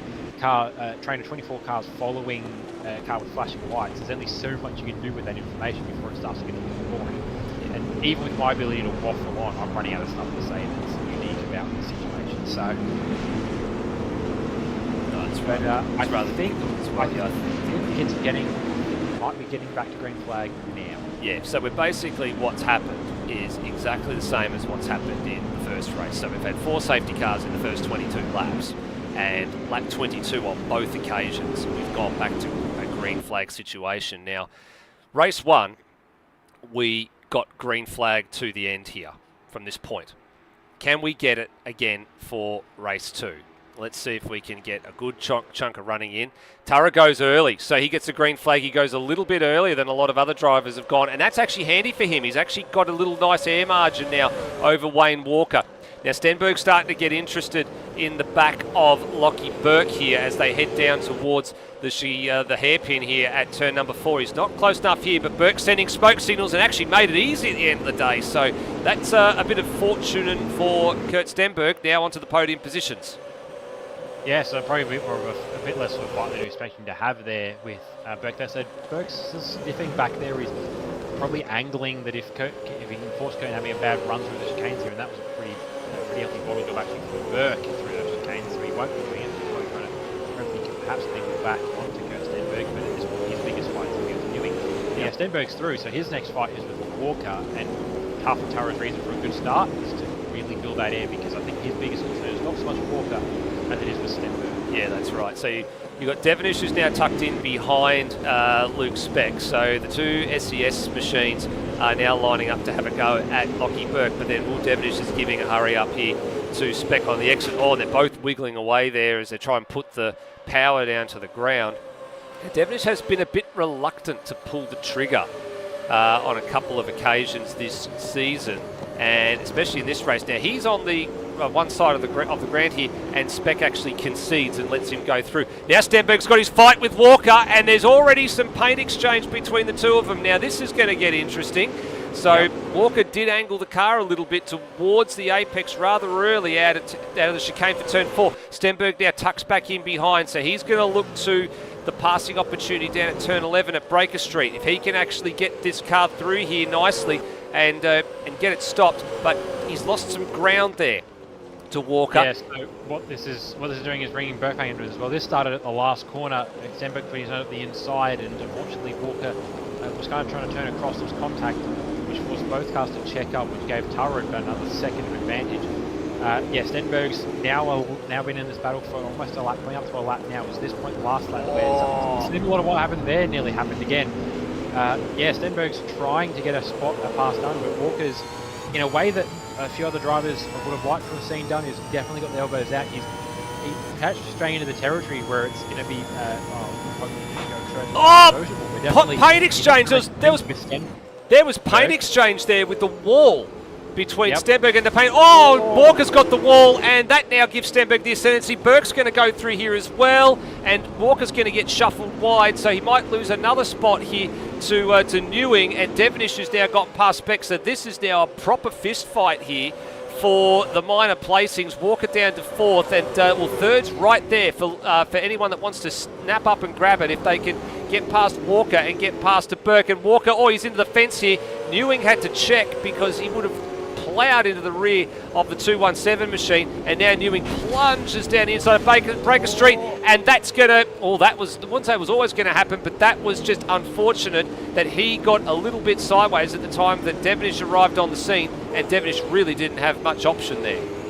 Yeah, Newing, we're crossing fingers that no one else catches up in this one, which I think we're good. So will have just been a local yellow that's kept the race green. Thankfully, there's just a one car caught up there, taking him out of this race. And what it's done is promoted Walker comfortably into 4th now, but with quite a bit of a gap to those lead cars now. So it's given Burke an opportunity to check out, and he's still up there floating on the back of Stenberg. Stenberg hasn't really managed to pull away, which crucially means that Stenberg won't have made too many gains on Tara. Tara's lead is currently 4 seconds, and that's something that Kurt's going to try and make up over the next 6 laps. Otherwise, the win is going to go to Noah Tara again. A safety car is going to throw that out the window, but it's very much Noah's race to lose right now. Yeah, certainly is. So Stenberg taking Burke along for the ride with him as they head through the beach chicane. Now the margin, actually, well, Tara's not even in sight at the moment. So Stenberg, I think this is a great recovery exercise, and Rutledge picks himself up a penalty for track violations. So where's he in the order? He's currently sitting in 9th, so he's actually just ahead of his teammate Daniel Cox. So there'll be a pit lane tour for that machine, and that ruined it, because whatever the safety car has been called for, that has scuppered a chance for Rutledge to take the thing here. Redmond and Higginson was on his roof. Yeah, so there we go. As safety car scrambles. Oh, I'll tell you what. Safety car for, so I think was Newing involved. Oh, Newing actually was recovering after that incident. He's got some sort of, he's actually got a puncture, I think, there, or some damage. He actually got out before the safety car exited the lane, so he's super lucky, but he's going to have to come to the pits. And yeah, I'm seeing, yeah, Higginson is doing all sorts of things going on there at the moment on the backside of the other incident there. We're just waiting to see what's happened. We do have a replay incoming for you on this one. So here we go. Beach chicane. Redmond following Higginson. And is this almost a repeat of what happened here in race number 1? Yeah, Higginson lost it. The game's doing a few weird things there as well, but yeah, that's what it was. And Higginson off the wall, pinball back into the traffic, taking both cars out, and then Higginson's car started to do some party dances of some nature. And yeah, and there's also, I think there's been an incident for potentially for Luke Newing as well. There's a few wounded race cars out there at the moment. I think Newing's actually retired. Yeah, he has. So he's out because his tyre, I think, has let go and it's pitched him into a wall. Higginson's retired. Yeah, so I think Newing did an engine when he made trying to, so that's why he's retired that one. But right. But yeah, Higginson, yeah, the replay gave up, as it likes to do when cars start to exercise their 3rd degree of freedom of motion. But yeah, definitely airborne, if not a roll. I think back into that live, it was upside down, so definitely rolled. I like to think for that. And yeah, the car's going to have nothing to do with that, because it's just almost on a Redhead's car upside down in their windscreen, and they had no real avoiding that one. Redmond unsurprisingly in, and he had a locked front right tyre there as well, so I'd say he's got some pretty significant suspension damage. So the drivers this is going to, or one driver this is going to burn particularly is this man. Well, as Cam Rutledge has won with his drive-through, but also, yeah, it's going to be depending on what it does for the leaders and how long we go green, or how long we get to go green after the end of this safety car period. If it runs us right down to the end and we get a lap, then well, basically the opposite sides of the equation for first versus everyone behind first.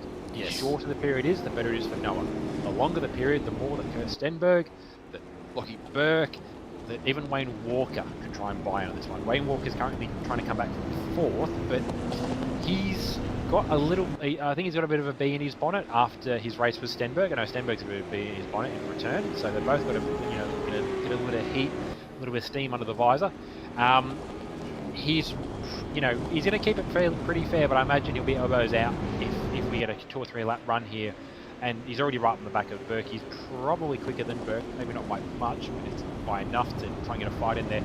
And if it means he can try and get back into Kurt Sledberg's field of vision for round 2, I think we'd very much take the opportunity to win. Yeah. Well, Dostal came in and got his lap back and got on the soft tyre, and I mean the strategy wasn't working out too badly for him, but what's killed him here is the safety car, because it's taken away that opportunity for him to really make some good hay while the sun shines. He's going to probably have a lap, maybe 2, to snatch 2 places here on the better rubber, and the faster rubber I should say, and get himself into the top 10. It's probably his best chance now at the restart. So lap 29 is about to be checked off here, also about to just been started here, and of course it's scheduled 31 lap distance. So this one is going to go pretty close to 50 minutes and a little bit longer than what race number 1 was.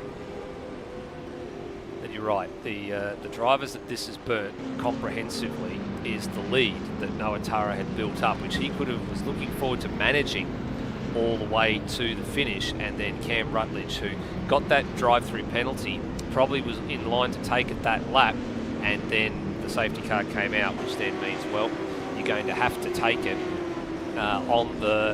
for Cam. He really needs 2 laps to be able to come in and take it. He needs 2 green flag laps, otherwise you're going to cross the line. You're going to then take the 30-second, in the case of AMS, the 35-second hit that affords you at the end of the race.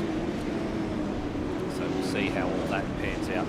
Now for Tara, he's hoping that the safety car's not going in this lap, but I mean the drivers already know, Rody, that's the important thing. They've got the little chat up in the game that tells them if it's green flag next time around or not.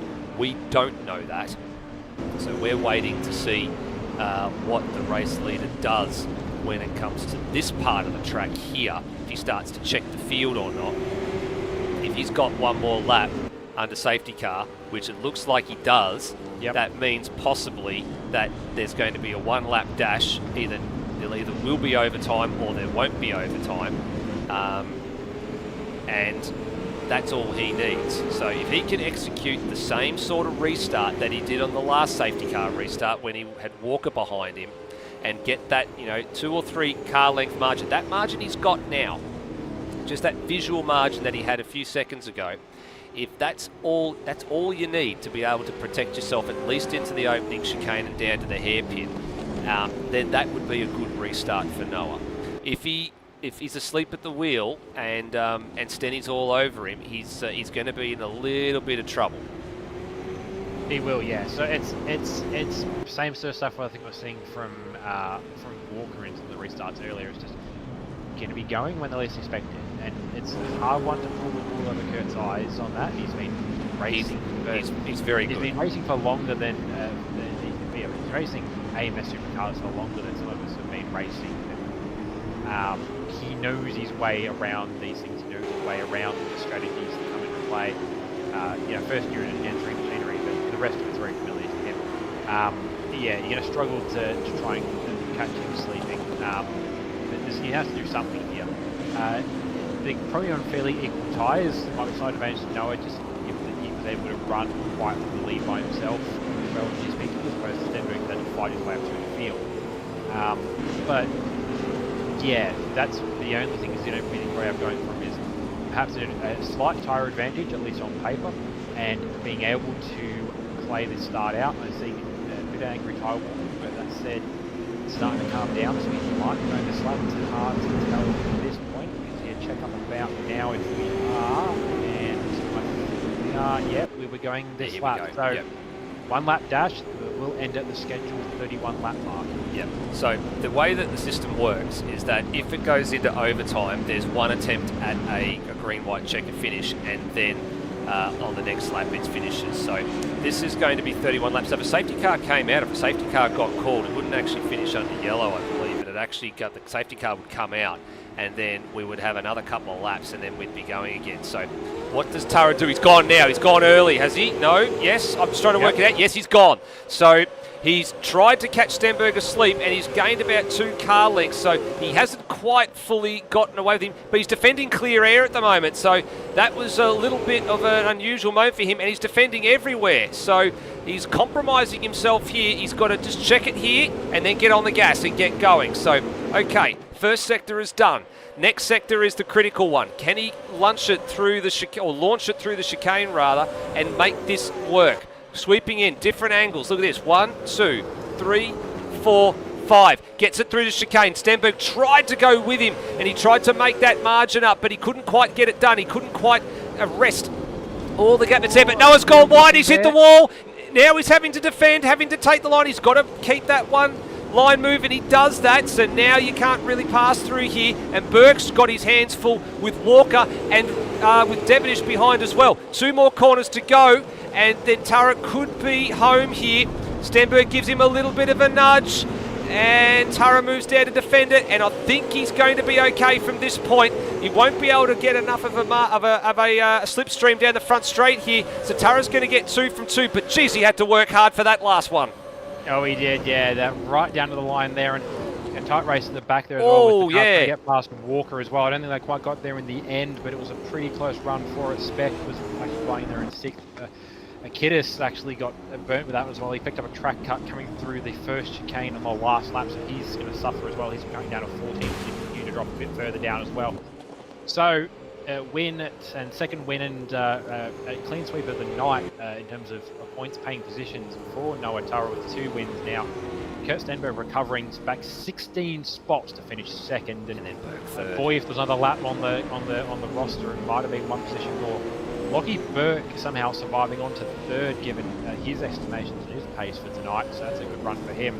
Wayne Walker in 4th, but he'll feel a little bit robbed in that one, and finishing out with 5. Will Devonish, it's only up 3 spots, so it's not a big a recovery, but with where his pace has been, tonight, to be finishing in the top 5, that's a pretty good run. Yeah, I agree. Just having a look at how the round sits overall, actually, I think it's good. Well, Noah Tara's the clear round winner. Then you've got Wayne Walker's going to be 2nd. I think Luke Speck's actually going to be 3rd overall for the round. So that's your top 3. So they're the ones I think we're going to be bringing up for a very brief chat after this one, Rody. So you might want to organise yourself for that one. So Devonish finishing 5th. Luke Speck 6th. So he's 3rd overall for the round, as we were just saying. Brent Foley in 7th. With Cox in 8th. And then Burko 9th in that one. That's actually probably one of Burko's better finishes for the season.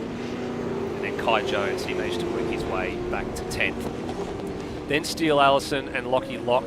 There they are there. Noah, Angus Brown 13th. Redmond, Bailey Hall, Egmanus Kiddis. Well, Kiddis got docked because he had the track cut on the final tour, so he got done with that.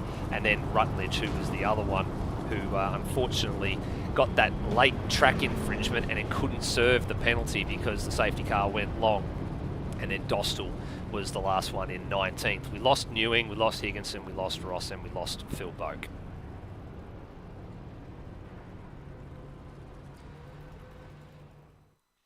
So after, well, I wasn't expecting to say that we were going to have the better part of 100 minutes of racing to get through 180 kilometres of running at home. So I mean, you guys can do the math as to how many kilometres an hour average speed we've done tonight.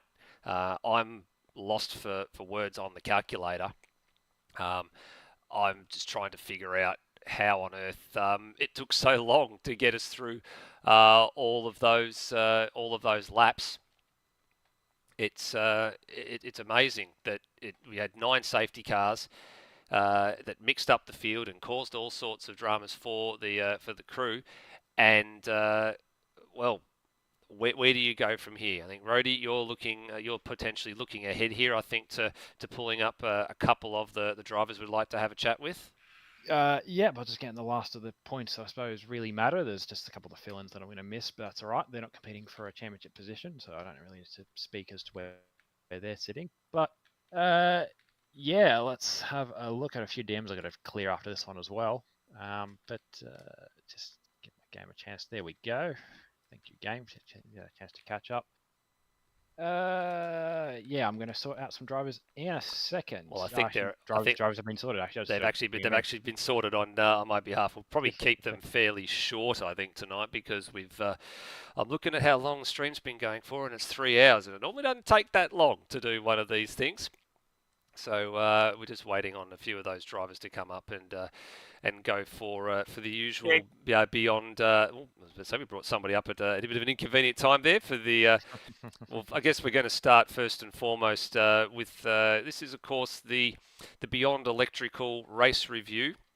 There's a fair bit of things to work out here tonight. There's a lot that has transpired in the last 2 hours, I think, is the only real way I can put it. I wasn't expecting that it was going to take us 2 hours to get through tonight. But, Rhodey, I think we probably should start with the man who's taken a clean sweep of Proceeds tonight. The only thing he didn't get was the pole position, though.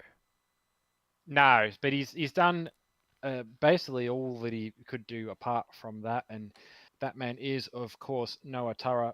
Noah, perhaps a slightly easier win for you with what laps were afforded to you in race 1, but race 2 you're definitely made to earn it. Yeah, it was a tight one towards the end there, and props to Kurt from going what I thought was the back to second, made me work for it at the end there. But yeah, it's unfortunate there's a bit of a safety car procession because I don't know, once the laps started rolling and everyone got into a rhythm, it felt pretty good, and I reckon there could have been some interesting battles, at least up the front, if it had been allowed to continue. But yeah, good good set of races for me. Probably not really the way I would like to win them, but I put myself in that position, so I guess I get to reap the benefits. Absolutely. Well, you're right. It's maybe not the sort of wins that drivers tend to hang on their mantelpiece, but you got yourself there in race 1, and then obviously from race 2 you just had to hold position. But it seems half the battle around there is with yourself and is with the track and just keeping the car out of the fence and sort of how did you find that, I suppose, from where you're sitting? Because I mean, a lot of your racing was you probably had the luxury, the inverse luxury of having a bit of clear air, which meant you it was more likely that you were going to run into a situation where maybe weren't concentrating quite so much. Yeah, I like this track, so like yeah, I get once it's pretty scary for the first couple of laps, but once I get into a rhythm, I feel like I can kind of lap pretty consistently. I think the only time that I was probably a bit worried about how I was driving was when I was chasing down Wayne in the first race because I was making a couple of mistakes here and there, keeping it out of the wall, thankfully, but I was really starting to push towards the end there, and unlucky for Wayne, he made a mistake and had to go down the escape road, which handed me the win. But I feel like around this track, it's kind of who cracks first with mistakes rather than who makes the best overtake. Absolutely, yeah. Yes, and I think we were saying sort of stuff in the broadcast where it was less about having outright pace, because you could have outright pace and be stuck back in 20th. But look, you did what you needed to in the end, and you picked up the pair of the wins. What's your thoughts coming into Long Beach? Basically, just surface paradise with a roundabout and a water fountain. Yeah, I'm keen. I enjoy that track on a lot of other sims and in a lot of different cars, and I think it will really suit the supercar because no real downforce heavy corners, fair few 90-degree corners, good for overtakes. I think there will be some interesting racing. And unlike this track, it's wide enough that I don't think we'll run into too many issues. Alrighty, well, great work tonight, Noah, and we'll catch you in a few weeks' time at the Long Beach. Yep, thank you guys. Alrighty, moving over to Luke's spec, and Specky, pretty good run tonight for where you're sitting. I suppose you can first answer your thoughts on if you've heard or not our description of your performance in the shootout being very much like a cockroach, being one of the two things that would survive World War III, along with a Nokia 3310. But yeah, you did a very sort of Darren Lognan thing in a way, and you stuck with it. You stuck a good time on the board early in the run, and you nearly ended up with pole for the race 1 out of the shootout. Yeah, not sure how I managed that at all. I thought I'll have a conservative crack at it and pulled that out of God knows where, but yeah, we'll take it. Yeah, didn't expect to be there, kind of thought back end of the top 10 would be where I would be on pace. So not going to complain about it, that's for sure. Well, yeah. So back at the top 10 to be starting on the front row, as it turns out, that was a little bit of a surprise. You picked up a lot of fans from the audience on that one, from the live stream. But then cracking into the race, and you maybe didn't quite have the work you quite planned out there with 4 safety cars in race 1, but when the fight was on, you still had to put the effort in to keep yourself up there to come home with 3rd place. Yeah, but the safety cars probably helped me a little bit, calm me down. I would have hated to see my heart rate, but no, yeah, it was good. It was good battling with Berkey as well for 3rd. So no, I knew the top 2 had me covered by a bit, so it was putting my car in the right spot to try to hold on to 3rd, which yeah, ended up working for me. So happy days. Absolutely, and then weren't able to quite pull off the same sort of result in race 2. But perhaps to be expected with some of the guys that got put to the back, working their way back up through the field. But still, 6th in race 2 was still a very good haul of points for you. And crucially, that was your first 2 top 6s for the season as well. Yeah, I'm not going to complain at all. Alrighty, well, we're coming into Long Beach next round out, and I did say earlier to Noah that it's one thought for it is just Gold Coast with the water fountain and a roundabout. What's your thoughts on it? Mate, I have to Google the track map to tell you what I can think about it. I genuinely have no idea what to look for heading into it, but yeah, we'll figure that one out when I get on the track for the first time. Alrighty, fair enough. Well, great work by yourself tonight, Specky. Good to see one of the SCSL Light racing cars that far up in the order, and we'll catch you in a few weeks' time at Long Beach. Cheers, Robbie, appreciate it. And we weren't quite able to grab some of the guys we were looking for, but we have snagged the man who's picked up his first podium I actually say first podium. No, he was the first podium. He's just right down the bottom of my order, so I can't see his name on my sheet, but there he is. His first podium in about a year, according to Rossi, and a pair of top 5s for tonight from someone who, in practice, reckoned he was slow enough that he'd be joining my team next year. Lockie Burke, do you reckon you're going to be re-signed after that effort? Oh, look, to be honest with you, I don't know. I had the guys in my ear. They were telling me to go quicker, so honestly, I don't think I'll be re-signed next year. But no, it was good. Finally, good to get some pace out of the car. Been struggling all year, just trying to find pace out of the car and with other commitments. So feels good to finally be back towards the front. I've missed it a little bit, and it was good racing. The boys from BBR gave me a great setup, so it felt amazing. And yeah. Absolutely. Well, it wasn't your. You have actually been. We haven't been off for quite as long as we thought. You did a period Hidden Valley, but that was a pair of DNF. So it's your last finish since round 2 at Albert Park. So we're going back, I think, 4 or 5 months at this point. What have you been up to in the meantime? In the meantime, honestly, I've been a whole lot of work. Just struggling with a bit of burnout through the year when I was struggling for pace. But took a break, got back now, and it's looking good for the rest of the year. So hopefully we can continue this pace, and hopefully I'll be back at the front more often. Beautiful. Well, that actually leads very nicely into the next question, being that if you do reckon you are going to be back next round, what's your thoughts on Long Beach? Thoughts on Long Beach? All I can say is first to end up in the fountain wins $100. All right, is that something that you'll be stumping up the budget for, or are you're trying to court some sponsors to fill the coffers there? Oh, I think I'm going to be sending Big Brain Racing broke. They can field it. All right, well, it's on record. So Lewis Wedding, we know you've been watching the stream, and Brennan Ross, you've been poking around as well.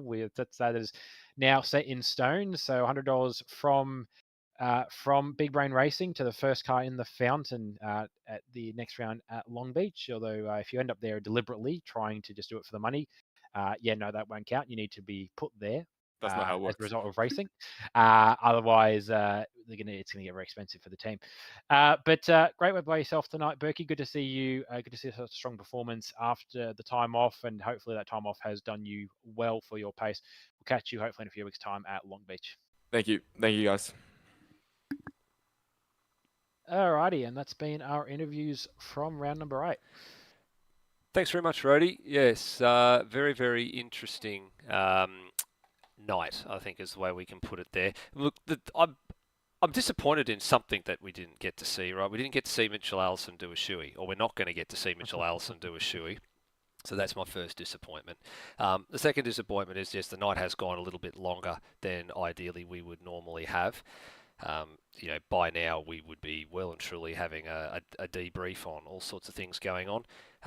But I guess there's really not much else to talk about tonight, because typically on a street circuit such as the Gold Coast, as we have seen in history gone past, that is unfortunately what tends to happen. There's always going to be safety cars. There's always going to be people putting it in the fence.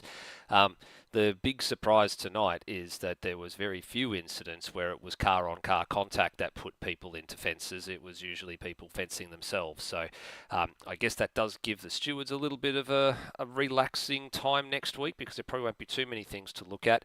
But it doesn't get any easier for them, because in 3 weeks' time, of course, we've mentioned it already, we're going to Long Beach, and we're going to be seeing not only a bit of different strategy involved with the tyre rules and that are going to be in play, but we're looking forward to seeing the return of Luke Rosella, because that's a track that he absolutely loves, and he said he wasn't going to miss it for the world. So if you want to put your bets already on the on the race winner or the round winner for the next round, I hear at Sportsbet is paying $1.01 for a Luke Rosella round victory. So you might want to get onto that one. But that's all we've got time for tonight.